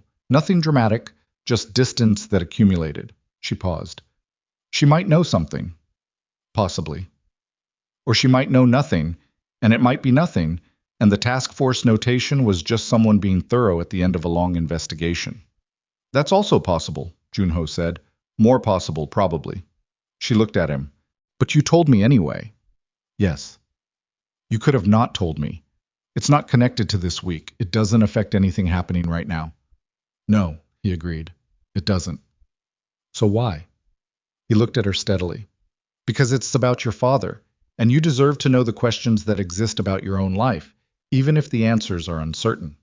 He paused. Someone kept something from you that you would have wanted to know. I'm not going to do the same thing. She held his gaze. The kitchen was quiet around them, the settled post-midnight quiet of a house where children were asleep and the immediate danger had passed and the next set of problems hadn't arrived yet. Okay, she said. Okay. I'll call my cousin. She looked at her hands again. When I'm back in Los Angeles. Something shifted in his expression. Small, but she caught it. When you're back, he said. I'm going back, Joon-Ho. I have a job. I have an apartment. I have... She stopped. Thought about what she had. The restaurant. The laundromat. The medical office cleaning shift. The broken elevator. The crackers. I have a life there. I know. Is it safe? For me to go back? He considered this with the seriousness it deserved rather than the reassurance she might have wanted. Park Dae-sung is the remaining concern. Ye-rin I can manage. Her position is compromised and she knows it. She'll pull back and recalculate. But Dae-sung is still holding the routing keys, still wanting the meeting. He paused. He wanted leverage. He may see you as part of it. But you're going to deal with him. Yes. So there's a window. A few days, maybe a week. He met her eyes. I need to go to Seoul. The meeting with Dae-sung has to happen on my ground, not his. I can't conduct that from here. Then go, she said. Deal with it. I'll go back to Los Angeles. I don't want you alone in Los Angeles while Dae-sung is still... You can't put me somewhere safe every time there's a threat, she said. Not unkindly, clearly. That's not... She paused. That can't be what this is. He looked at her. She looked back. What is this? He asked. The question sat in the kitchen air between them. She'd asked him the first night what his actual plan was versus the version designed to keep her calm. She'd said direct questions felt appropriate given the circumstances. They still did. I don't know, she said honestly. I know that I've spent 2 days in the middle of your life and learned more about you than I know about most people I've known for years. I know that Sora trusted me before she had any reason to, and that Min-jae talked to me on a beach in a way that he apparently doesn't talk to people. I know that you told me something about my father that you didn't have to tell me. She paused. I also know that you run criminal networks across 2 continents and that people I've never met have been using me as a piece on a board, and that I don't fully understand the world you live in and what it would mean to be in it. He nodded slowly. He wasn't going to argue with any of that. My children, he said. They... He stopped, started again. You saw what happened on the beach. Min-jae talked to you in 20 minutes in a way he hasn't talked to me in 2 years. Sora decided she trusted you before she introduced herself. He looked at his hands. I don't know what to do with that. It's not pressure. I'm not saying it is pressure. I'm saying it because it's the most significant thing that's happened in that house in a long time, and I don't know how to pretend it didn't happen. You don't have to pretend, Amara said. But you also can't build on it in 4 days. You'd be building on nothing. I know. So let me go back to Los Angeles, she said. Let me go back to my life, deal with Dae-sung, settle what needs settling, and then... She paused. And then, if this is something, it can be something when it's not surrounded by all of this. He looked at her for a long moment. Something moved through his eyes, complicated, layered, moving in multiple directions at once. Loss and relief and something that might have been the first clean breath he'd taken in 3 years. All right, he said. All right, she agreed. They sat in the kitchen for another hour, not talking about Dae-sung or Ye-rin or the routing keys or the meeting in Seoul. He told her more about the noodle shop, the 73-year-old owner who'd once thrown a bowl of soup at a city official who'd suggested the menu be updated for modern palates, and who'd been his mother's favorite restaurant, and who made a broth that took 18 hours and could not be explained. She told him about her grandmother's apartment in Atlanta, the Sunday smells, the specific quality of light through those particular windows in the early morning, the way a place could imprint itself on you so completely that you spent years afterward measuring every other place against it and finding them insufficient. It was the most ordinary conversation. It was somehow the most significant conversation. At 2 in the morning, she stood up and said she was going to sleep, and he said good night. and she walked to the doorway and stopped. "The thing you said," she said, "when I told you I couldn't have children. You said it must be something I've carried a long time." He waited. "Nobody has ever said that to me," she said. "Every other person either tried to fix it or moved away from it or told me it didn't matter when they clearly thought it did." She paused. "You just received it, like it was true and heavy and mine, and you didn't try to make it lighter." He looked at her. "It is yours," he said. "I don't have the right to make it lighter." She held his gaze for a moment. "Good night, Joon-Ho." "Good night, Amara." She went to sleep. She slept for 9 hours, which was more than she'd slept in a single stretch in longer than she could easily remember. In the morning, Sora was at the kitchen table eating rice congee with the focused application of a child who'd decided she was starving and was taking the project seriously.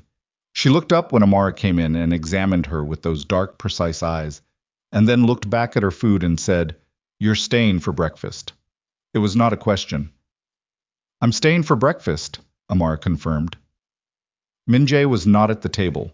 He appeared 20 minutes into breakfast, came into the kitchen with his hair still unsettled from sleep, and looked at the scene, Amara and Sora at the table, congee, the low morning light, and registered it with the particular stillness that was his father's and his own in equal measure. Then he got a bowl from the cabinet and sat down without being invited or asking, which seemed to be Min-jae's version of acceptance. Joon-Ho came in last, looked at the table, looked at the 3 people at it, said nothing, got coffee, and sat down at the end, and the 4 of them ate breakfast in a quiet that was not the absence of comfort, but its presence. Amara noticed it. She thought Joon-Ho noticed her noticing it. She thought the children were too young to have a name for it, but were recording it somewhere deep, the way children record the things that matter before they have language for why. She left at noon. There was a car, a driver who didn't talk, and 45 minutes of Los Angeles unwinding back into the familiar as they moved west. Her apartment. Her broken elevator.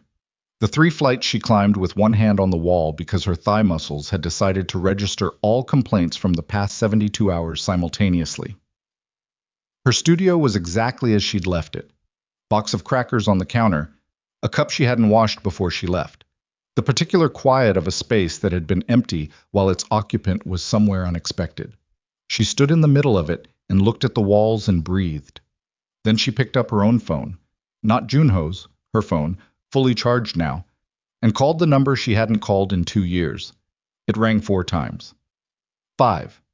She was composing the voicemail in her head when the call connected. "Amara?" Her cousin's voice, older than she remembered, or maybe just surprised. "Is that you?" "It's me," she said. "I know it's been a while. I know we left things.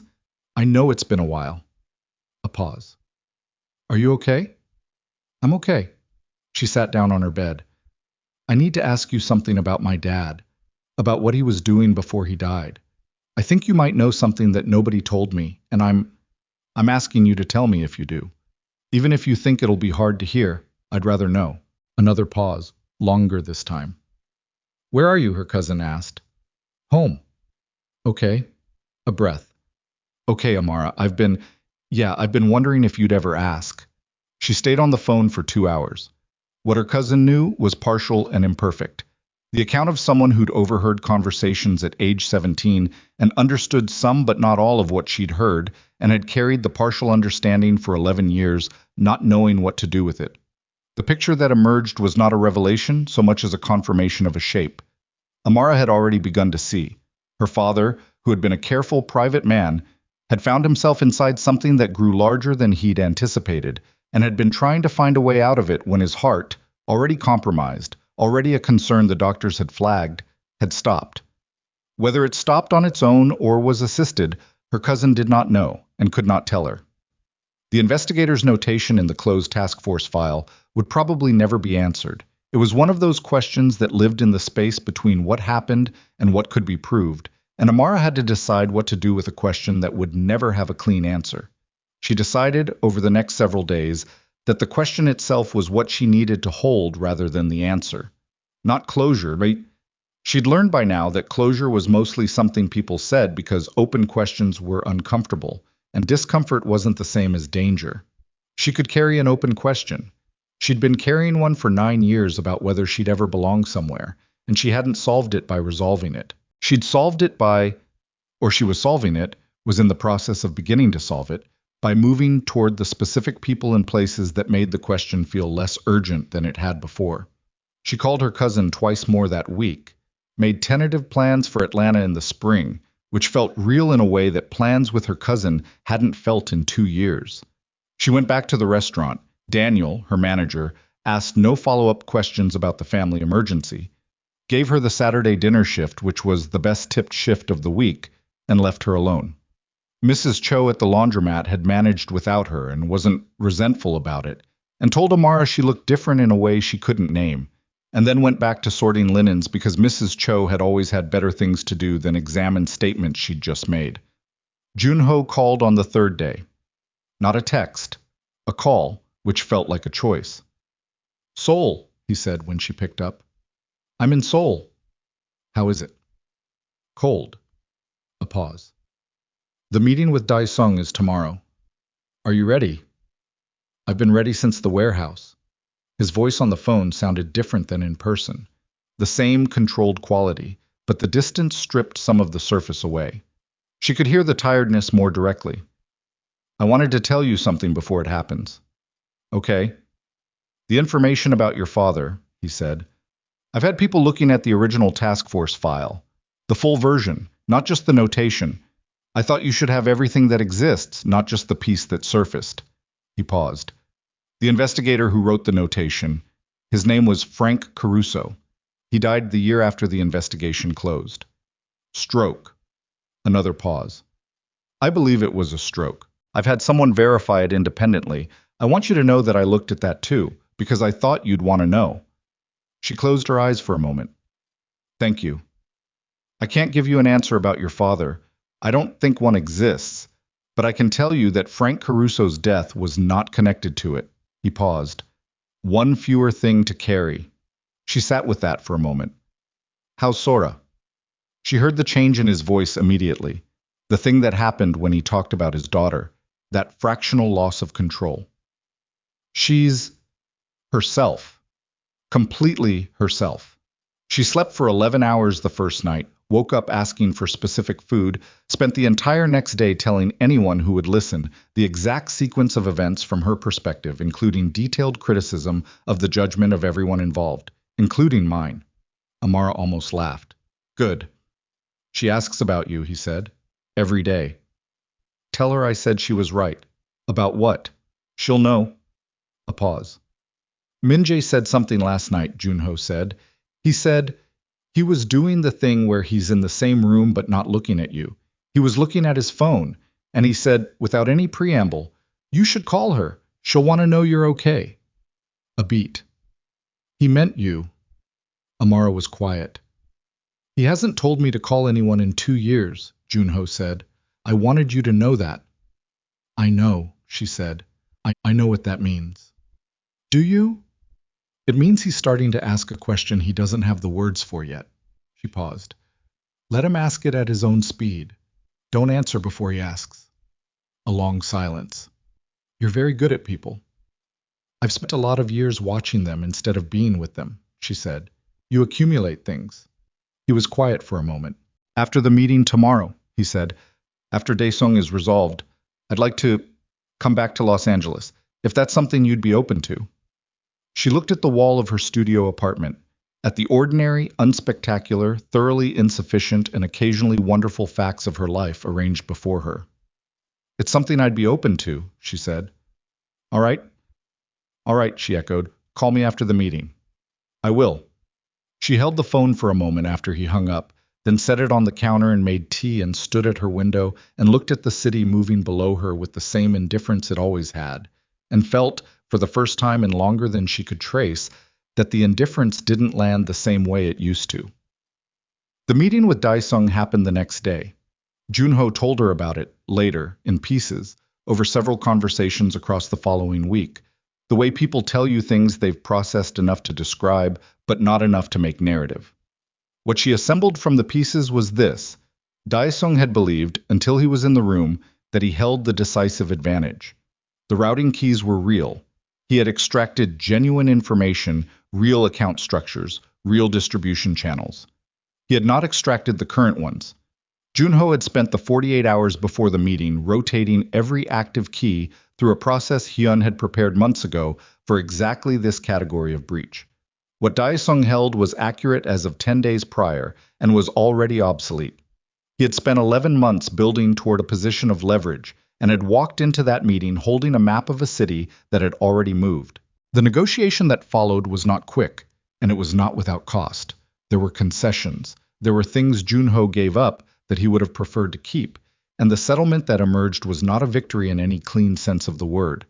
It was a restructuring, a new boundary line, a mutual acknowledgement conducted across a table in Seoul between two men who understood exactly what the other was capable of, that neither of them could currently afford the full cost of the alternative.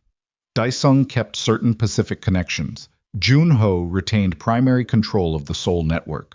A third-party structure was established for the disputed channels that neither of them loved and both of them could live with. Yerin's role was reduced formally, acknowledged in writing by her own hand, which was the part of it that Joon-Ho told Amara about with the least effect, and which she understood was the part that cost him something unexpected. Not Yerin's reduced position, but the 20 years of shared history that the document formalized as over. She signed it herself, he said on the phone, 2 nights after the meeting. She didn't negotiate the wording, she read it and signed it. A pause. She said one thing before she left. She said, "You made your choice 3 years too late," and walked out. 3 years too late, Amar repeated, after your wife died. Yes. She thinks if you'd chosen her then, she wouldn't have had to reach for any of it. Yes. Do you think she's right? A long pause. I think she would have been a different version of what she became, he said. I don't know if that's the same as right. He paused. I don't think I would have chosen her even then. I think she knows that, and the knowing is the part she can't settle. Amara thought about a woman who'd spent 20 years building towards something and had watched it restructure itself around an absence and then a presence, and had reached for the only levers she knew how to reach for.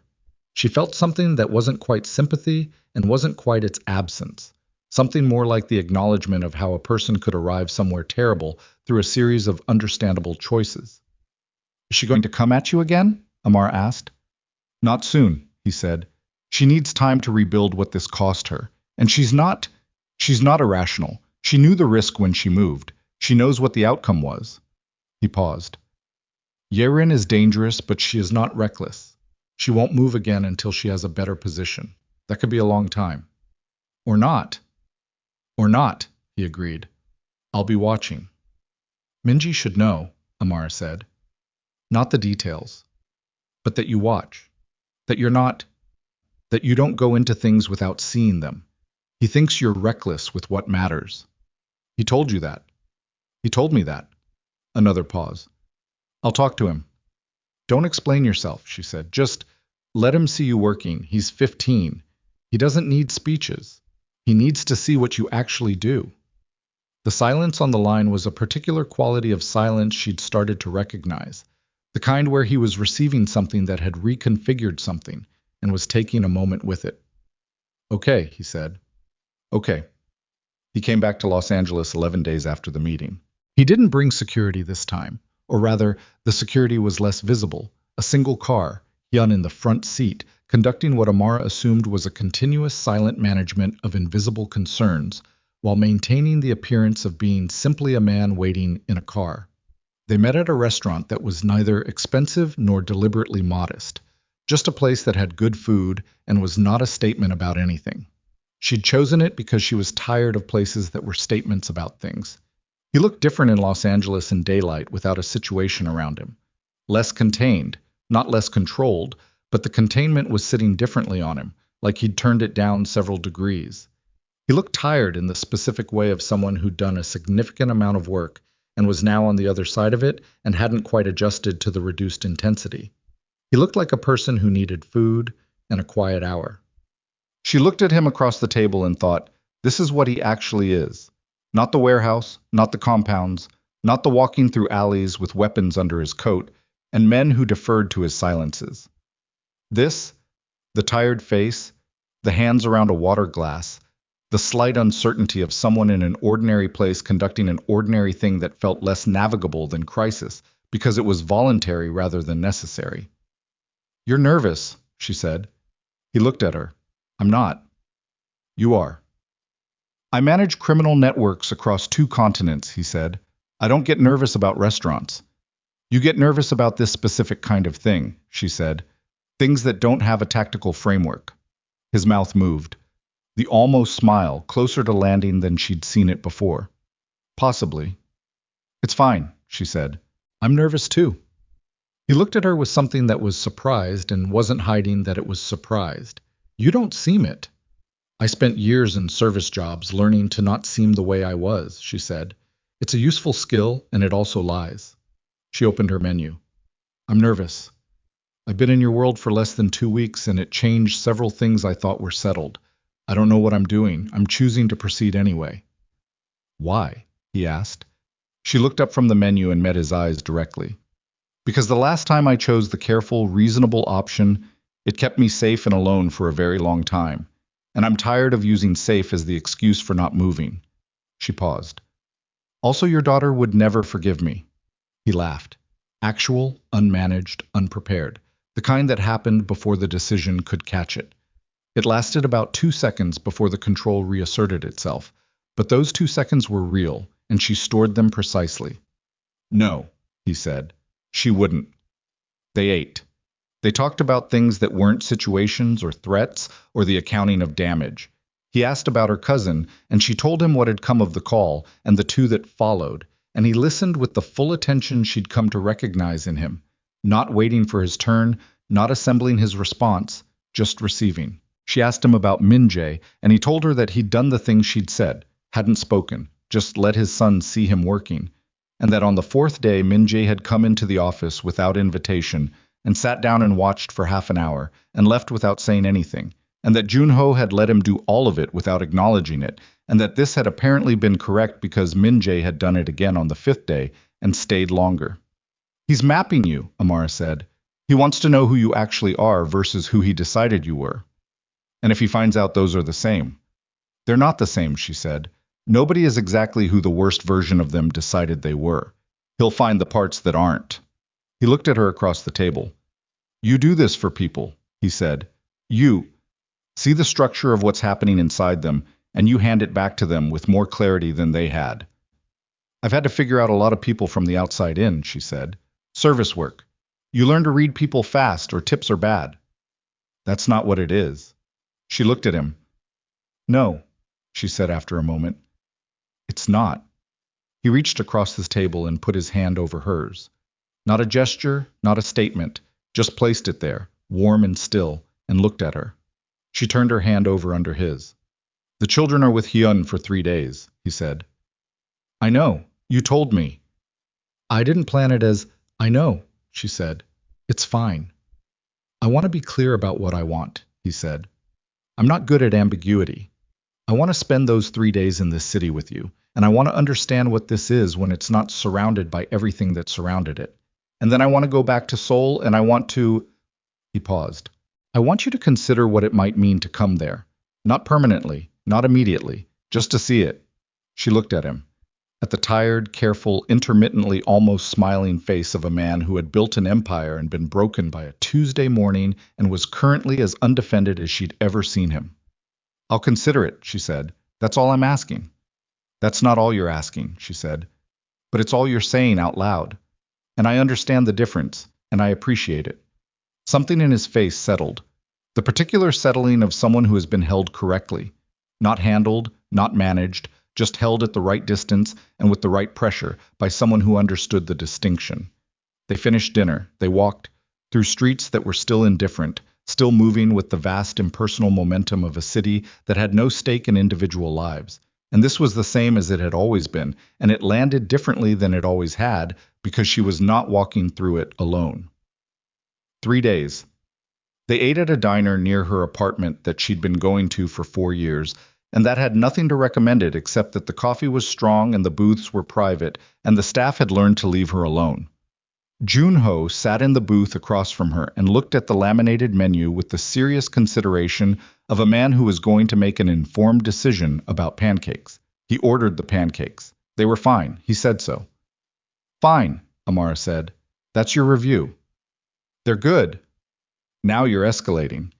He ate 3/4 of them and left the rest, which she could tell represented some internal negotiation between having enough and having too much, and which made her like him considerably. She took him to the laundromat where Mrs. Cho presided over her domain with the authority of someone who had survived many things and was not impressed by anything remaining. Mrs. Cho looked at Joon-Ho for a very long 10 seconds and then looked at Amara and said, "This one has eyes like someone who's been somewhere," and then went back to sorting. "I don't know if that was approval," Joon-Ho said when they were outside. "With Mrs. Cho, that was approval," Amara said. He nodded seriously. Like approval from Mrs. Cho was something to be registered and respected. On the second day, she showed him the neighborhood, the specific geography of her regular life, the street she walked, the bus stop, the particular corner where the taco truck appeared on Thursdays, the laundromat she'd mentioned to him, the entrance to the restaurant where she worked. Not as a tour, as information, as the physical shape of a life she was choosing not to hide from him. He took it in without commentary or judgment, which was what she'd needed him to do. On the third evening, they were on her roof. The building had access, badly maintained, pigeons, a view of the city that was spectacular in the particular way of accidental things. And he said, "What changed you? Between the woman you were before all of this and now?" She thought about it. "I stopped calculating," she said. "Or, I'm stopping. It's not done. But I've been running probability assessments my entire adult life.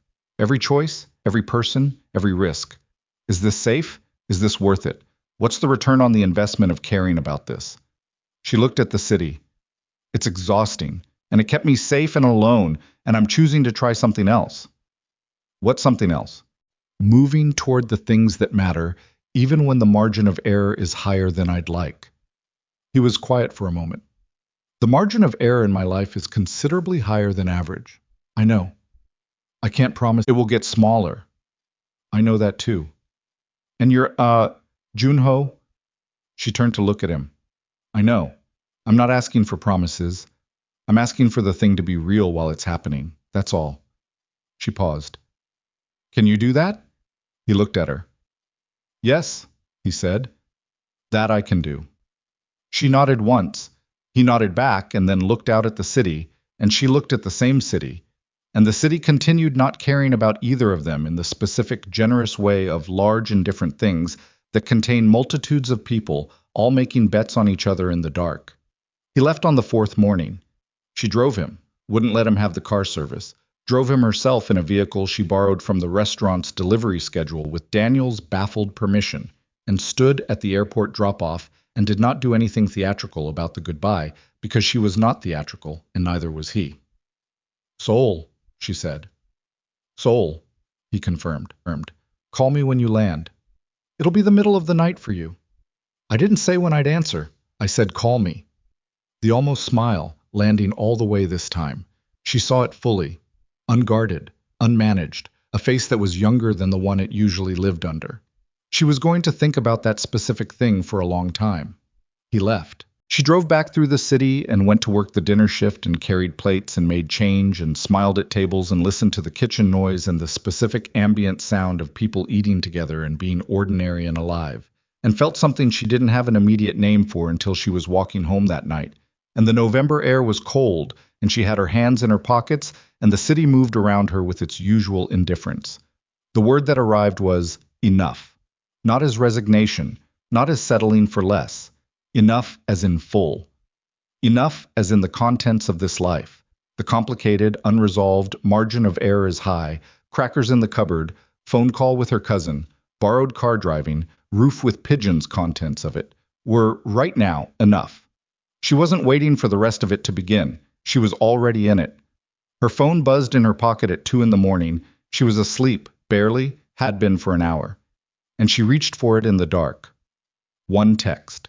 Joon-Ho's number, landed, cold here. Sora says she has been practicing her argument for why you should visit and is prepared to present it at any time.